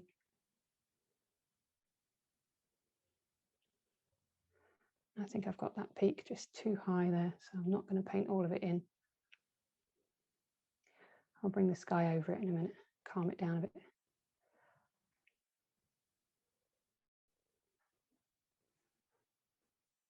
So I'm just removing the paint by squeezing it in the brush. So I'm folding the bristles into the cloth and pulling back, pulling the paint out of the bristles. So I don't need to wash in terps. I don't wash the brush at all while I'm painting with it. If I want to switch from one color to another, just get cloth, pinch the ferrule inside the cloth and draw the brush backwards between thumb and finger inside a cloth. You can remove so much paint that you can go from one color to another without having to wash out. So I'm just doing that because I'm going back to the sky color to just sort out this top edge a little bit.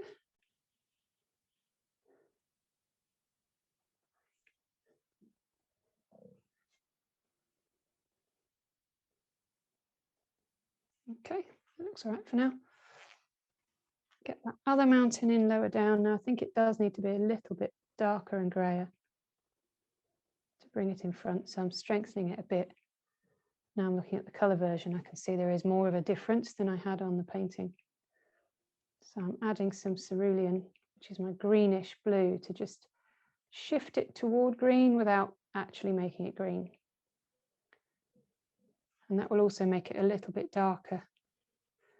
That's not quite enough yet.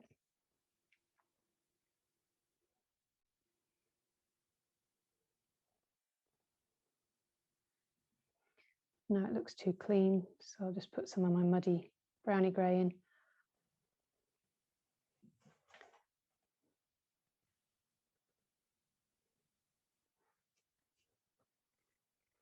Still think it could be darker. Nearer, it's more of a bridge between that colour and this colour that I'm looking for. So let's go down a notch.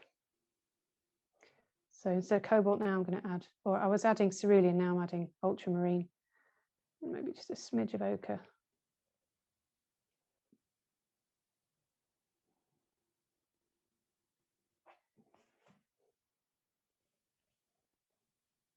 Got to be careful. If I start copying the colours in the photograph, it's not going to feel very sunny.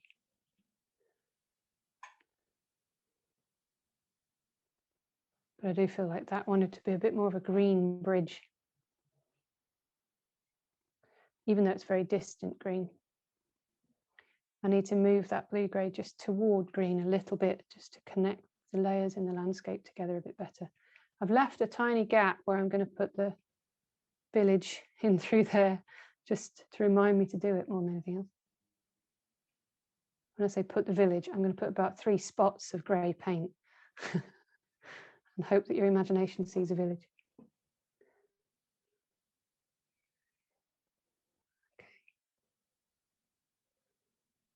Okay. So now that that one's in, we can just work our way forward. So now we're on to the big one on the left. And that's much greener, but not too green, particularly on the top planes. It's lighter and more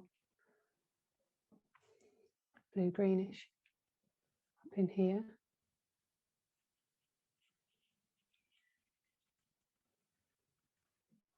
So these are really soft grey greens. If you look at the palette, these are the softest colours here that we're using.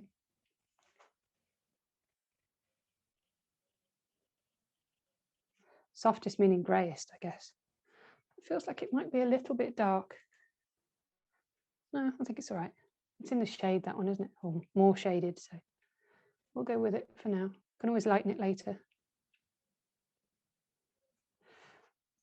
So just bearing in mind, folks, the time's whizzing by, but the only person who needs to get kind of finished by 5 is me. You can finish this off later. So I'm going to carry on splodging things in. You can take a bit more care and time if you want to, and finish off later on. You mentioned color pick when you were looking at the colors in the picture. Is that an app on your computer? No, it's in PowerPoint. I was writing a PowerPoint presentation, and when you create a shape in PowerPoint, you can go to the fill color. You can choose the color to fill that shape in, and if you select the box that allows you to choose the color to fill it with, there's a little color dropper. You can choose that and then click on the bit of the image, and it will fill the box with the color you clicked on, if that makes any sense. Thank you. It's a really good way to learn about color, although, as I keep repeating, color in photographs is not very reliable. It is still really interesting. It's relative values are reliable in photographs. So a photograph will show you what's lighter than what and what's darker than what.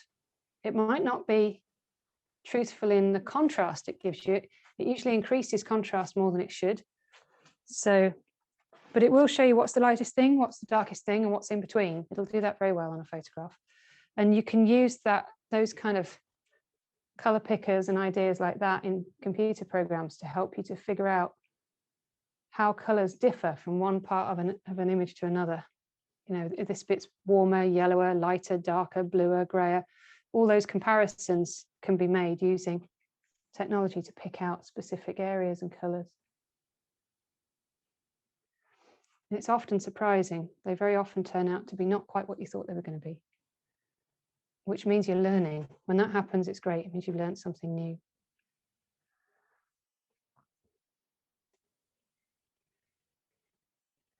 So I'm just tickling along this edge, getting rid of that dark outline, basically. And trying to make this read as one hillside. A bit more of that.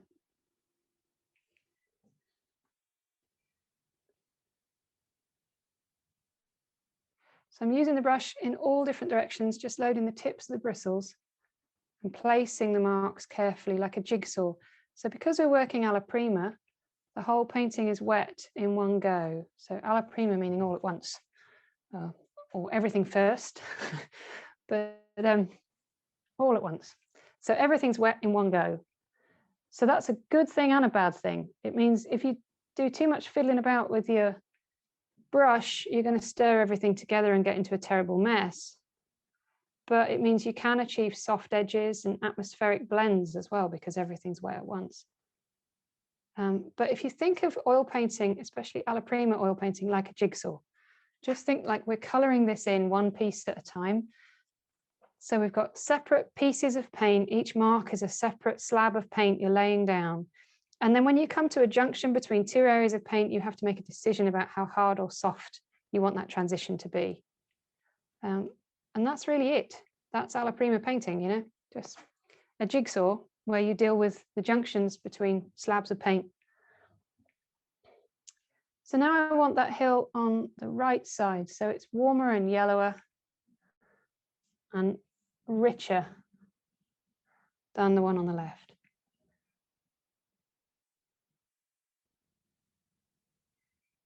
Particularly on this plane, which is facing directly into the sun.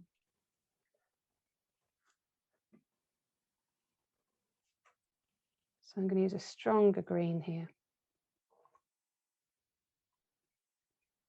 And it kind of wraps around here into the lower level as well. This stronger yellower green in the skyward or sunward facing planes, if you like. So anything facing that way is going to be more yellowish. Anything facing this way will be more bluish away from the sun. So they're getting darker under here as they're wrapping around towards me.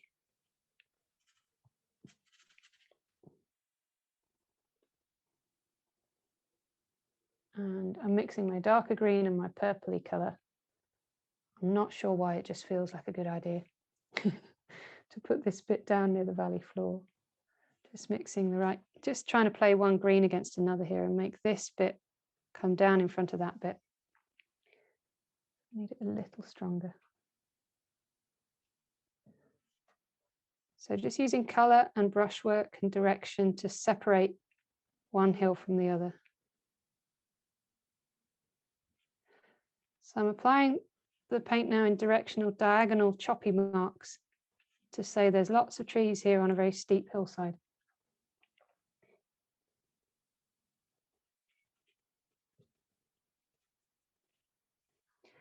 Now with more time, I might get into suggesting the trees themselves a bit, but I'm not going to now.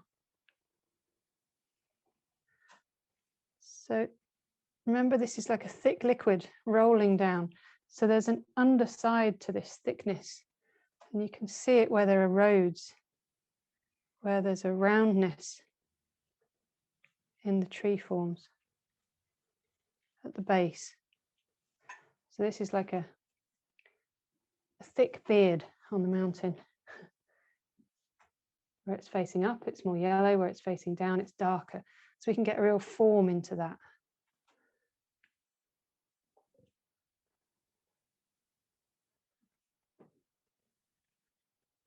Right, we better tackle some buildings down in here.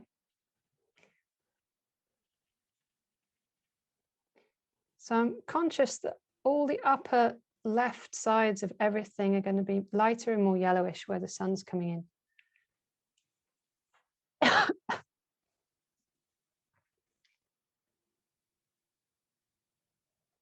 Just going to bring this hillside down here, and then we'll look into some of the, I hesitate to say buildings. We're not going to paint houses. We're going to make marks that people are going to think look like houses when we're done.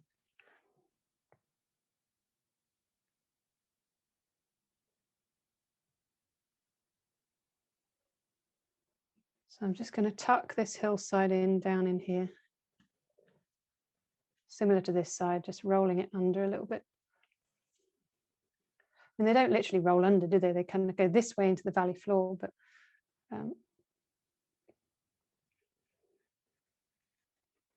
I just need something down here to put the buildings against.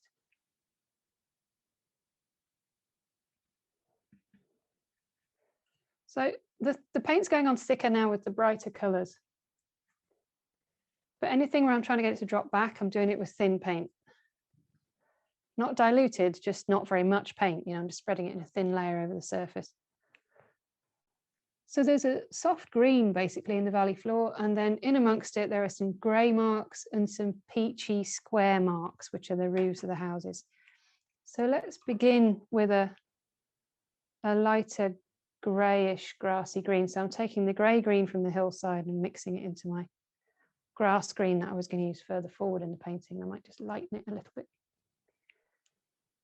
This is a flat plane now in the valley floor, so it's going to be receiving a lot more light than these heavily wooded side planes. So I'm just going to fill in the ground plane. So it's just like this lovely green carpet going around the corner. You can see bits of it elsewhere. Think about the levels as you're putting the patches in. You know, this has to read as one line down this edge. You can't have one up here somewhere. So you've got a series of paddocks and fields going down that side. You can't see so many of them on the other side, but there are one or two patches where you just get the glimpse of the surface of a field. And again, look at levels. Can't be higher on the right than it is on the left. So we start to create the idea that there's a platform here. And these dark shapes are obviously standing up, aren't they? They're the trees standing up in front. And we'll just sort the edges out and bring them back in front in a minute. Now I'm going to use my little brush that I used for sketching in, I think, to just drop in. I'm going to use this warm grey and lighten it a tiny bit, I think, for the buildings, although I don't really want to get into painting individual houses here. We're just going to drop in a few little grey marks, and they shouldn't be contrasting at all with the green value-wise. So you probably can't even see them on the camera there, which is good news. They're almost like they're camouflaged. So I'm just doing a series of short, straight marks. Basically, I just need something for the roofs to float on, so it doesn't just look like orange stripes in midair. And then the roofs are not all the same orange. They change depending on whether they're facing the sun or not. So I've got this kind of vivid mid-orange here, but there'll be more yellowy ones, there'll be grayer ones. So I'll put a couple of marks down with this and then change it. And what you can do is paint them, if you haven't got such a steady hand, you can paint them oversized and then go around them again with the green to shape them into little wedge shapes, block shapes. Zoom in on the photo and have a look. They're all at different angles, different degrees of light and dark and grayness. So I'm going to throw some yellow in, make a paler one.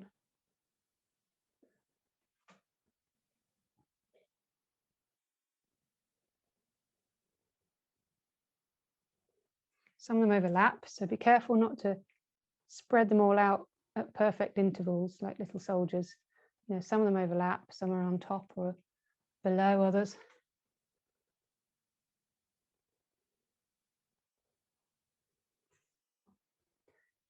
Probably don't need many more than that, just to imply a scattering of houses.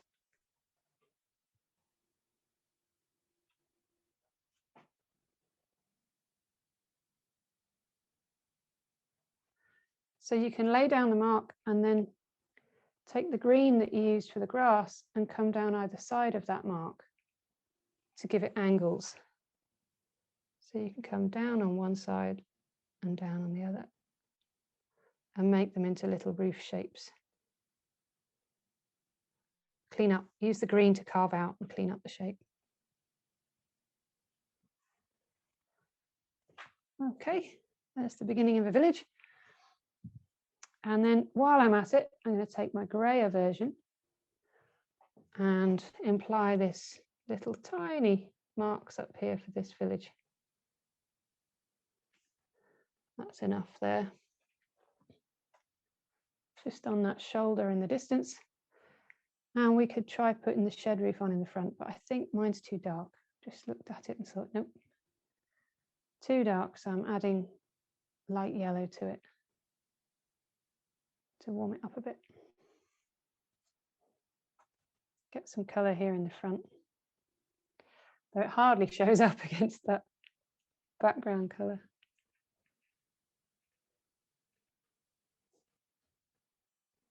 On the back end of the roof, of course, there's a darker orange in the shade, so that will be stronger.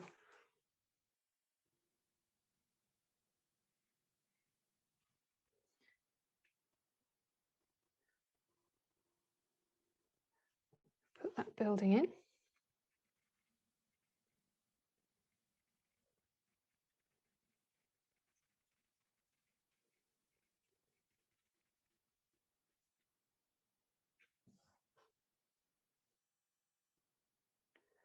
It'll show up more when I get stuff going on around it. I've made it a bit longer this time. I quite fancy a long, low shed in the field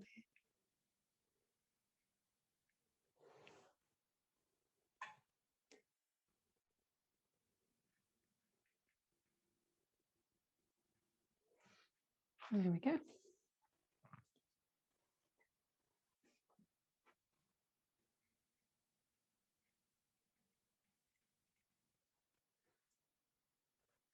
And I think there's another little building beside it I could drop in. Give it a friend.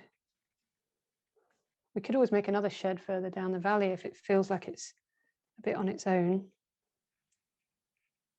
But I think with the village down there, it sort of just leads the eye in okay as it is. I may just take a little bit of that brown, soften it a bit, and make the path into the village so we know they're definitely not lonely and cut off out here. They've got friends. There's a way out.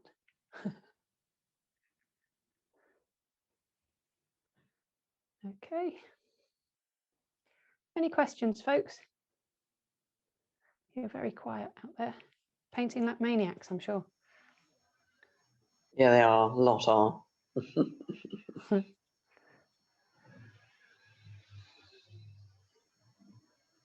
So I've got about 15, 20 minutes to go. So just enough to fill in the top of this hill and get the fields in. So think about whether there's anything else you want to know, folks. Any more questions, anything you want me to demonstrate or explain before we run out of time? Because the last few minutes evaporate. You had mentioned in your email that you were going to be in Italy this summer. Yeah. I gather it's dependent on what's happening with the virus. If Italy is closed down as it is now, will you be planning anything in the UK? Yeah, I have 3 holidays running in the UK. At the beginning of June, we've got 2 weeks booked in Cornwall. I have 1 place available on the first week and about 4 places available on the second week in June in Cornwall. So that's definitely, well, if the unlocking goes to plan, we will be permitted to go and do that, which I'm really excited about. And then in September, I've got a course running here in Shropshire where I live, first week of September, and I'm still taking bookings for that. I think I've got 1 or 2 places left on that as well. So yeah, by all means, grab a place on one of those. And if we don't make it to Italy, we will reschedule, of course, for another time for the watermill. And I will probably run an online version of the course. If I can't make it out there and do it in person, I will turn it into an online workshop, either by myself or with Lois, depending how our timetables coincide.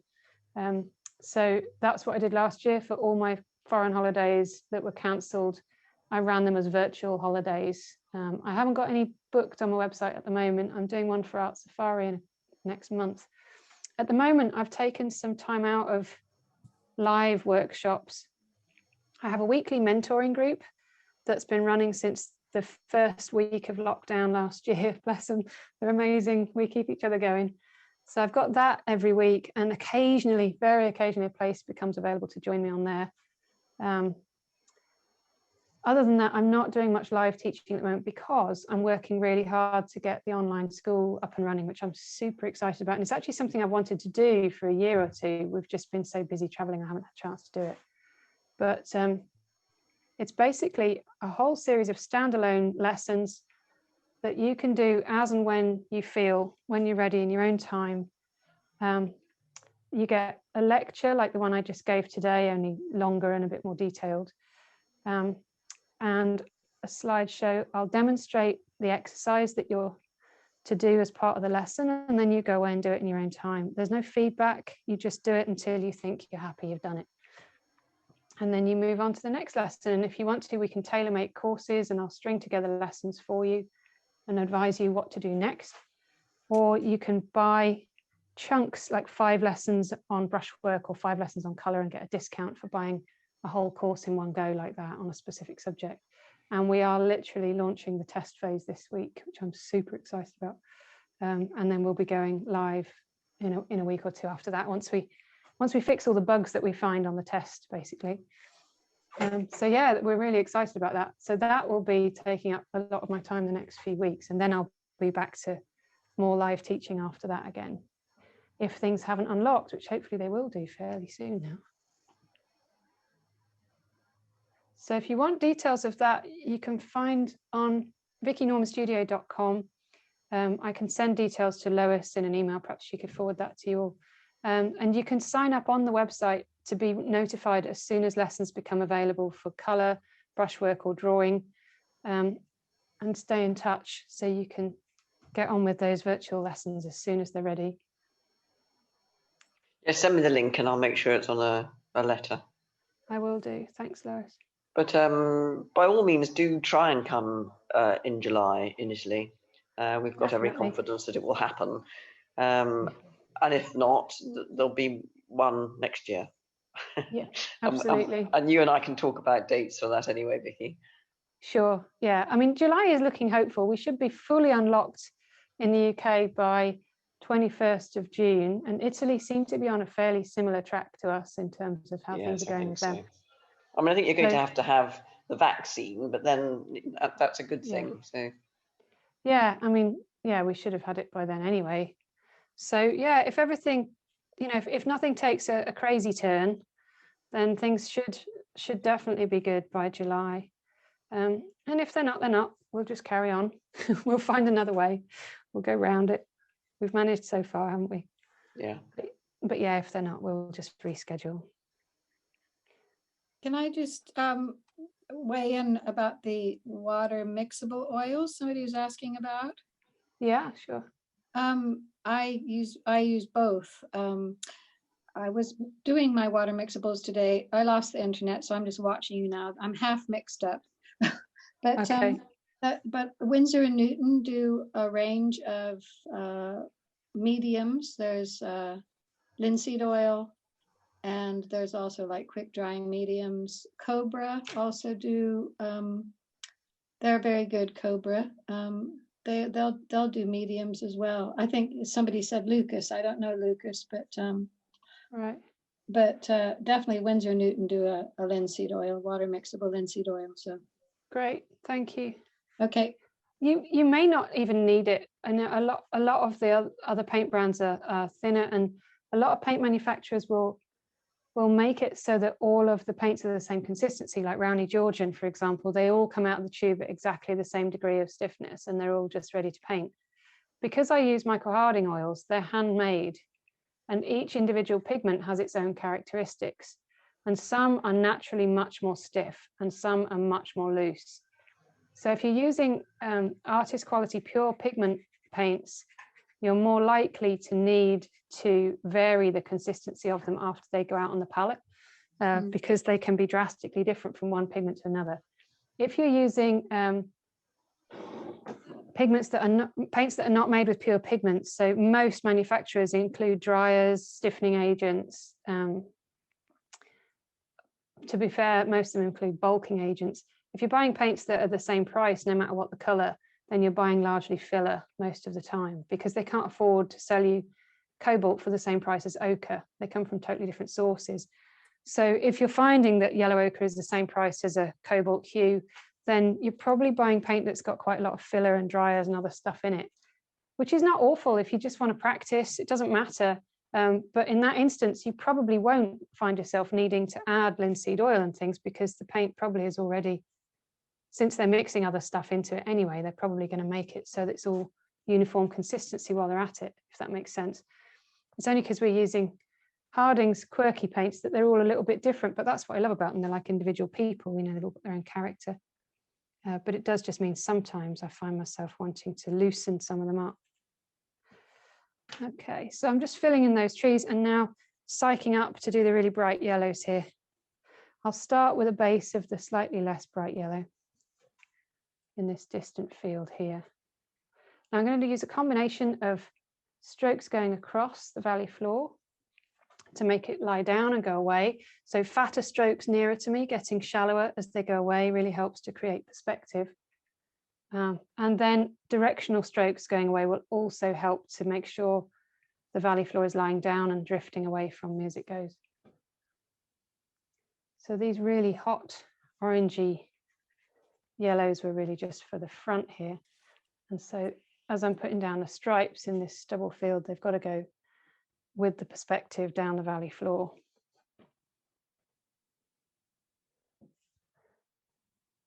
I've got these sort of straw yellow colours dotted around on the palette.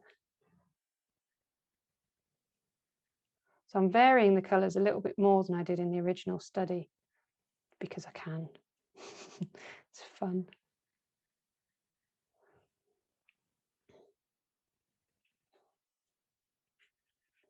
I'm trying not to be fussy, just to keep each brush mark separate from each other one. Dotting around, working a bit here and a bit there, moving around. Not getting too engrossed in any one area, just trying to balance the colours.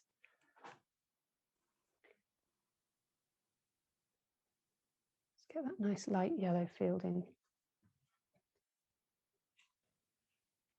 It's like custard, it's lovely. For anyone who hasn't been to the watermill, I can't tell you how good the food is. There are no words. It's just the most amazing week of fantastic landscapes, beautiful places to visit, amazing food, lovely company. It's just the best week. If you can make it, definitely book it. If you've not been there, just go. And if you have been there, tell all your friends to come with you this time around. It's just great. And Lois and Bill do such a lovely job looking after everybody. And the bus takes us to different places each day. It's beautiful. And I'm awkward because we do oils. We take a little bit longer sometimes, so we go a little bit early and come back a little bit later, just so we get plenty of painting time on location. Oh, it's just fabulous. They're very accommodating. And we get It's a very relaxed week, isn't it? Oh, it is, definitely. It's lovely. There's plenty of hoping to come with you this year. We were last year, so hopefully this time we'll be lucky. Yeah, let's hope so. So how many folks are booked on for this year there? Give us a, I can't see you. You're asking me. There are 9. Okay, great. And I'm just wondering how many are on this workshop. We've got Sylvia and Doug and Doug. Who else is here who's coming? I think no one else who's on the course today. Okay. So what are you doing then, folks? Get booked on. Yeah, exactly. What are they waiting for? Yeah, get on there, grab a spot. Anyone would think there's a pandemic. Yeah, there's definitely still some spots available. So yeah, grab one. Come down this lovely valley with me and paint. What could be better? And this particular scene we're doing is from a sort of a square at the edge of the village of Fivizzano, looking down the valley. So the watermill is down in here, but it's a cracking little village, and we have a couple of visits there. You don't we during the week for meals and a bit of painting time. It's just great. So I'm just using a combination here in the front of big brush marks, some going sideways, some going long ways.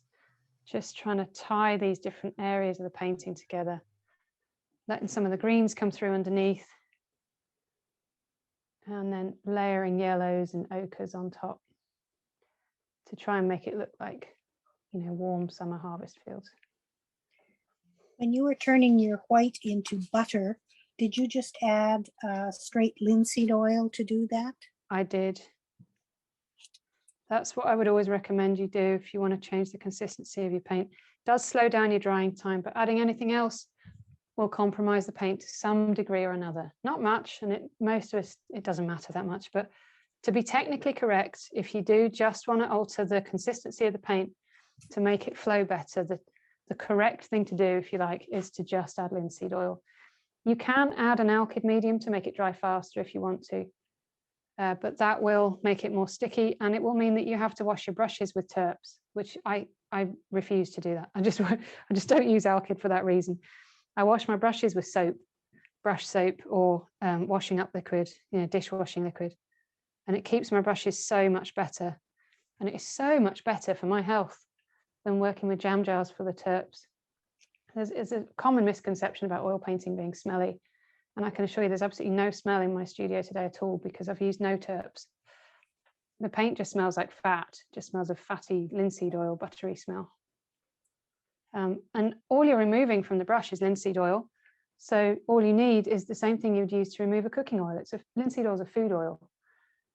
So you can eat linseed oil, and all you need is just washing up liquid or a detergent that you would use to remove a normal cooking oil from your frying pan.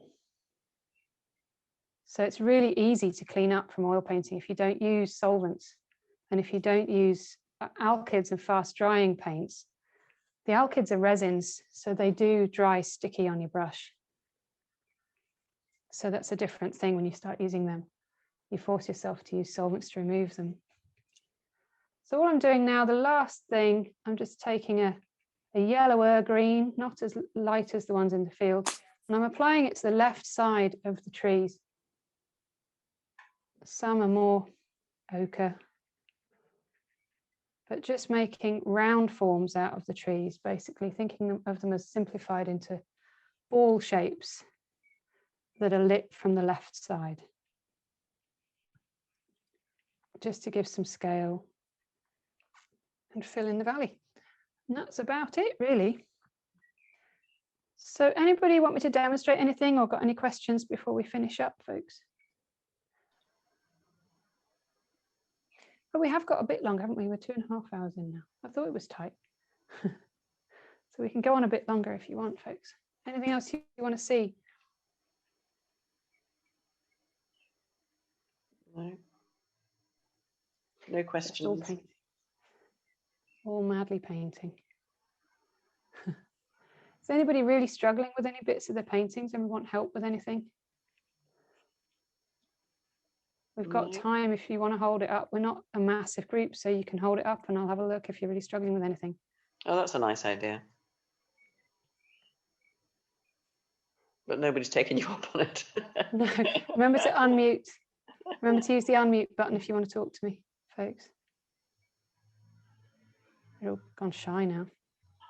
Although this is a still scene, if there was wind, how would you show the movement? I would look at the direction of the trees and possibly the mark making in the sky also. So I might convey some kind of movement in the brushwork in the sky, and I would probably see some movement in the trees going to the one side. You know, generally the brushwork would be the way I would describe movement in the air like that. Good question. Usually, if you're painting on location and it's windy, you can't help but capture it in the painting. It just somehow gets into the brushwork. You know, the energy's in there. It's very different when you're painting in a windy location. I can paint in the rain quite happily, but the wind is very difficult to manage when you're painting. And it definitely comes into the work, that struggle. The brushwork is much more energetic. It's not a bad thing. It's really interesting to see it. Someone's saying they're using acrylics and they aren't going to finish today, but how can she stop them from going solid so she can use them again? It's difficult, but if you can stop the air getting to them, if you put them onto a dinner tray, get a dinner tray and put kitchen towel, paper towel on the tray, soak the paper towel, and then put a piece of greaseproof paper on top of that and put your paints onto that. That's a stay wet palette. And if you can then put a lid on it and stop the air from getting to it, then they're going to stay wet. Can you just cover it with cling film? Not if they're on a dry surface, they will still dry out. Right. Just cling film alone doesn't work, but a wet surface underneath with greaseproof does work really well. Or you can do that same thing, but make the whole palette inside a plastic box, or you can get document boxes, plastic sealing boxes that you can use to put your palette inside. But whatever you do, you've got to have some moisture in there with it, with acrylics, to stop them drying, because they just dry under their own steam, if you like, really quickly. So you've got to stop that happening by adding extra moisture into the atmosphere in the container to make them stay wet long enough. With oil paints, you can just stop the air getting to the paint is the way, or get the temperature down. So you can keep oil paints wet by putting them in the freezer or in the fridge. Get the temperature below 10 degrees and oil paints won't dry. So that's a real bonus if you want to keep them wet to work on another day. Or you can put them under water, stop oxygen reaching them. You can stop them drying. So you can put, if you've got a little glass palette or a piece of old picture glass or something in your studio, you can put your paints onto that and put it in a water tank. So again, a big plastic box does the job. And then take it out again before you're ready to paint and just mop the excess paint off the top of the excess water off the top of the piles of paint, and away you go.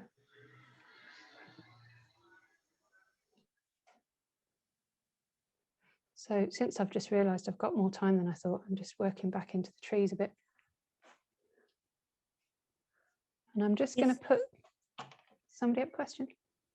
If that person who asked about what to do about acrylic paints to stop them from drying, if she has used a hard surface and she has piles of acrylic on right now, what I have done in the past just to keep them overnight is to just put a very light spray, not enough for them to run all over the place, and put the plastic wrap right over top, and it'll be okay for about 24 hours.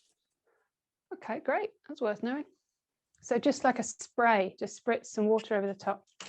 Just very fine water, and then the cling film, or whatever you call that plastic.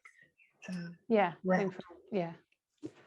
Yeah, so not enough water to make the paint dilute. That's the tip with that. When you spray it on, if you put too much, it'll all start to run into big messy puddles. So just enough to keep it wet. It's all about keeping them hydrated, really, isn't it? So I'm just loosening out the edges. So I've put the trees in, but now they're all looking a bit organized. So just loosening them out a little bit. And I've put some more little lighter dark green, if you like, bumps down further down the valley to get those buildings to look a bit more like they belong in the landscape.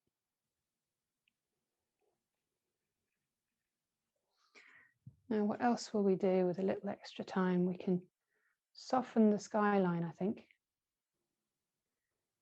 Put the path in here. How would you put clouds in the sky? For this painting, I think it's a bad idea to put clouds in the sky, because I just feel like all the action is here. And if you start putting more shapes and things happening up there, it's just going to distract from what we want you to look at down in the valley here. So this is not a sky painting. So I wouldn't actually paint clouds here, but you could add a little movement and texture into the sky by adding a slightly different grey, which I could do now as I look at that edge between sky and hill back there. Now I'm cleaning this brush out, but it does have these strong yellows in. So at this point, I'm thinking, if I'm going back into the sky, it might be safer. There's still a lot of green coming, to just take a clean brush.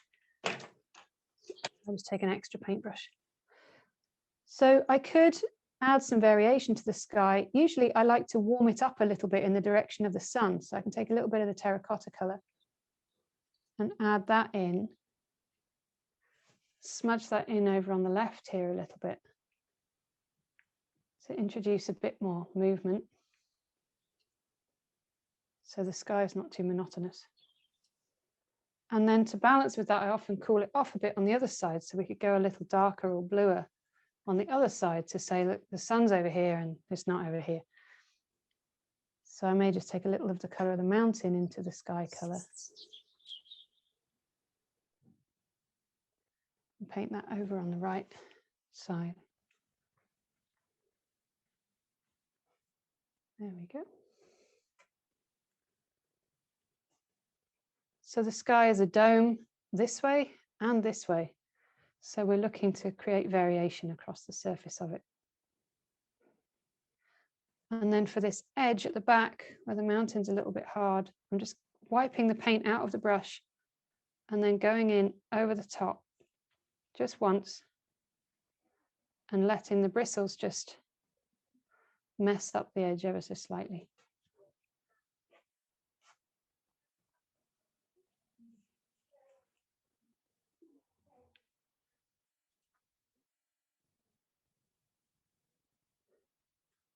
So clean, dry brush, just using pressure to take away some of the paint.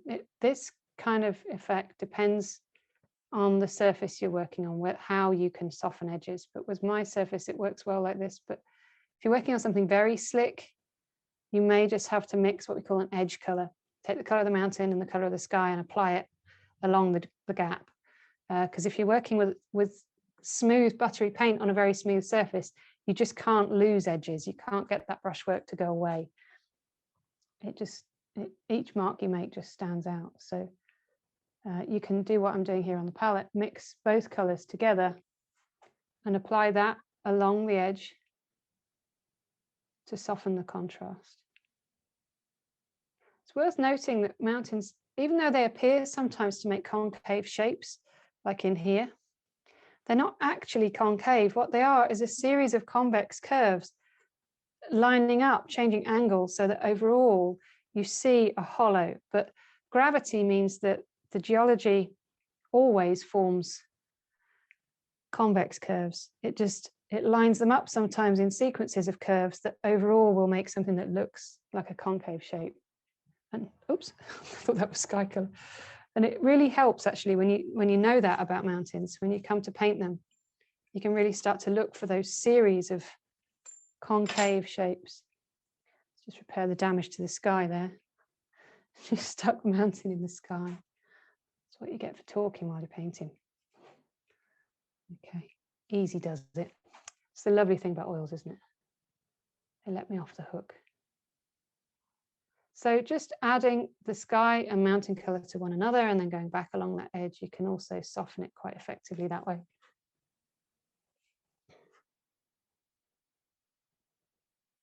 Okay.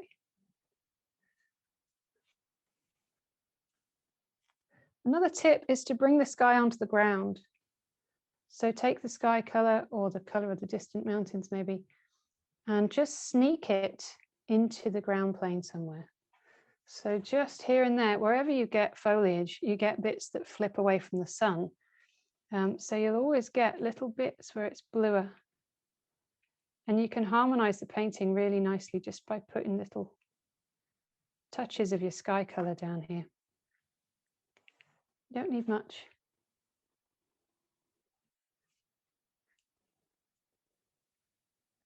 You don't want it to be really noticeable either, just the odd touch of it here and there. Just breaks it up a bit, pulls the painting together. You can do that throughout. Start introducing one color into another a little bit in different areas. So using that bluer color, maybe pulling out a little shoulder in here somewhere, with a lighter blue.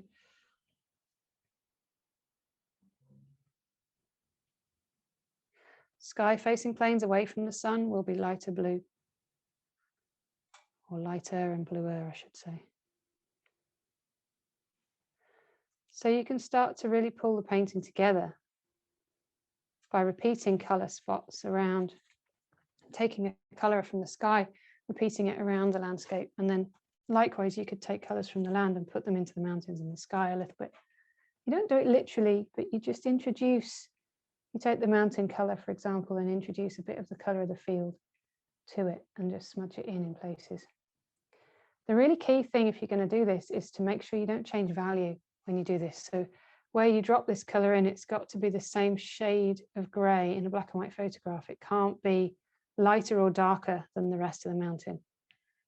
You've got to do it with the same value.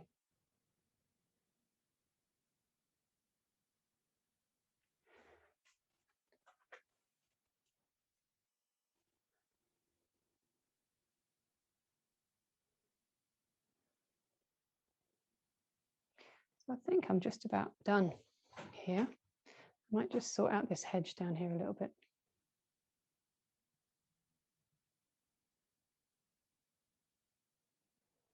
So just breaking up the big solid blocks here and there.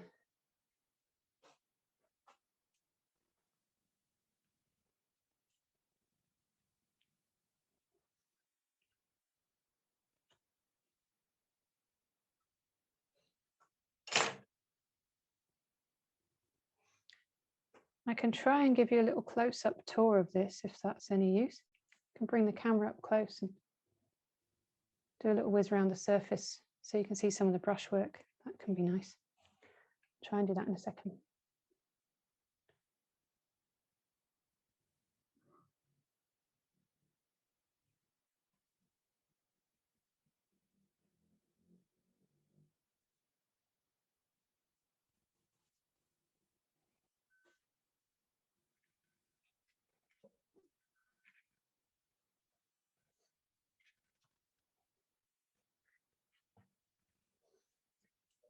Okay, just about there. Let's Give these trees a bit more fun. Give them a shadow. Have you ever used collage with your oil painting? Not for a very long time. I did used to use texture pastes and all sorts of stuff, but now I just love the paint for its own sake now, I think.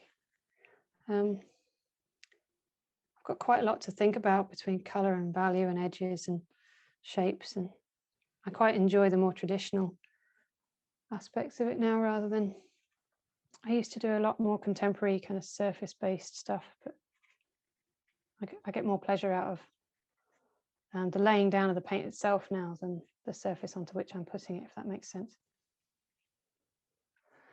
Okay, I'm done. So let's have a quick tour. I'm just going to get the paint off my hands before I get hold of the camera.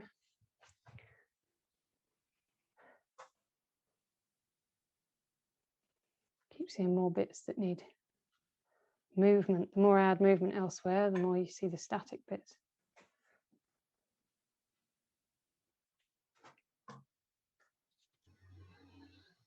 So I should be able to give you a little tour of the painting now. A bit closer up. Is that working for you? Can you see it all right? Yep, lovely. It's a little bit fuzzy. Let me see if I can just get it really sharp. Mind you, it's always a bit fuzzy your end anyway on Zoom, isn't it? But Yes, I've sort of got used to that. it's nice and crisp this end anyway. So you should be able to see the colours and the shapes more clearly if I move around now. So the sky is quite flat. Turn it down a bit. It's very nice that you don't see any of the canvas marks through the paint. Yeah, I've pretty much covered it. There's bits in the sky. Can you see the bits where the colour comes through? But the tooth of the canvas is quite, it's quite a smooth weave, so it doesn't jump through too much. Yeah, so you can see the different, slightly more greenish, slightly more greyish colours in the background there. I think this is a bit up, down, up, down. I might just revisit that and make sure this is that I've got 1, 2, 3 very similar, 4 in fact. So I'll change those in a minute, make them a bit more natural looking. And then as we come down into the valley, I've gone bluer and lighter on that to turn it up towards the sky. And then we've got these little marks for the roofs with sharper edges on those because I want them to catch the eye as you go down. And then much softer edges on the transitions in all the greener areas. Catching the light on the left of the trees, pushing the darks on the right side of the trees to make them come forward. And then on this side, just suggesting some trees going up into the distance. And then down in the foreground, some much thicker paint marks. That's a good blob there, much thicker on the roof. I painted the roof quite roughly and then used the colours of the field and the side of the building to kind of sharpen up the shape of that little roof. And just making sure all the time the perspective lines are running down in the way they should, running down the valley. In fact, that one's the wrong angle. There you go.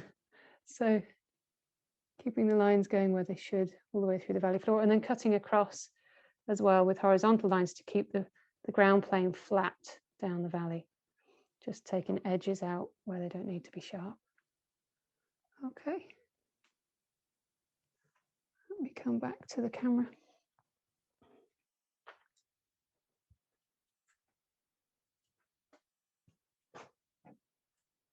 So looking a bit darker on there actually than I'm seeing in the studio. Let me just turn it back up a bit. I turned it down for the sky, didn't I? And then left it down. It's probably more like that in truth, color-wise. So do you want another look at that field now with that up? So they're quite bright and light yellows. Right, I think I'm about there.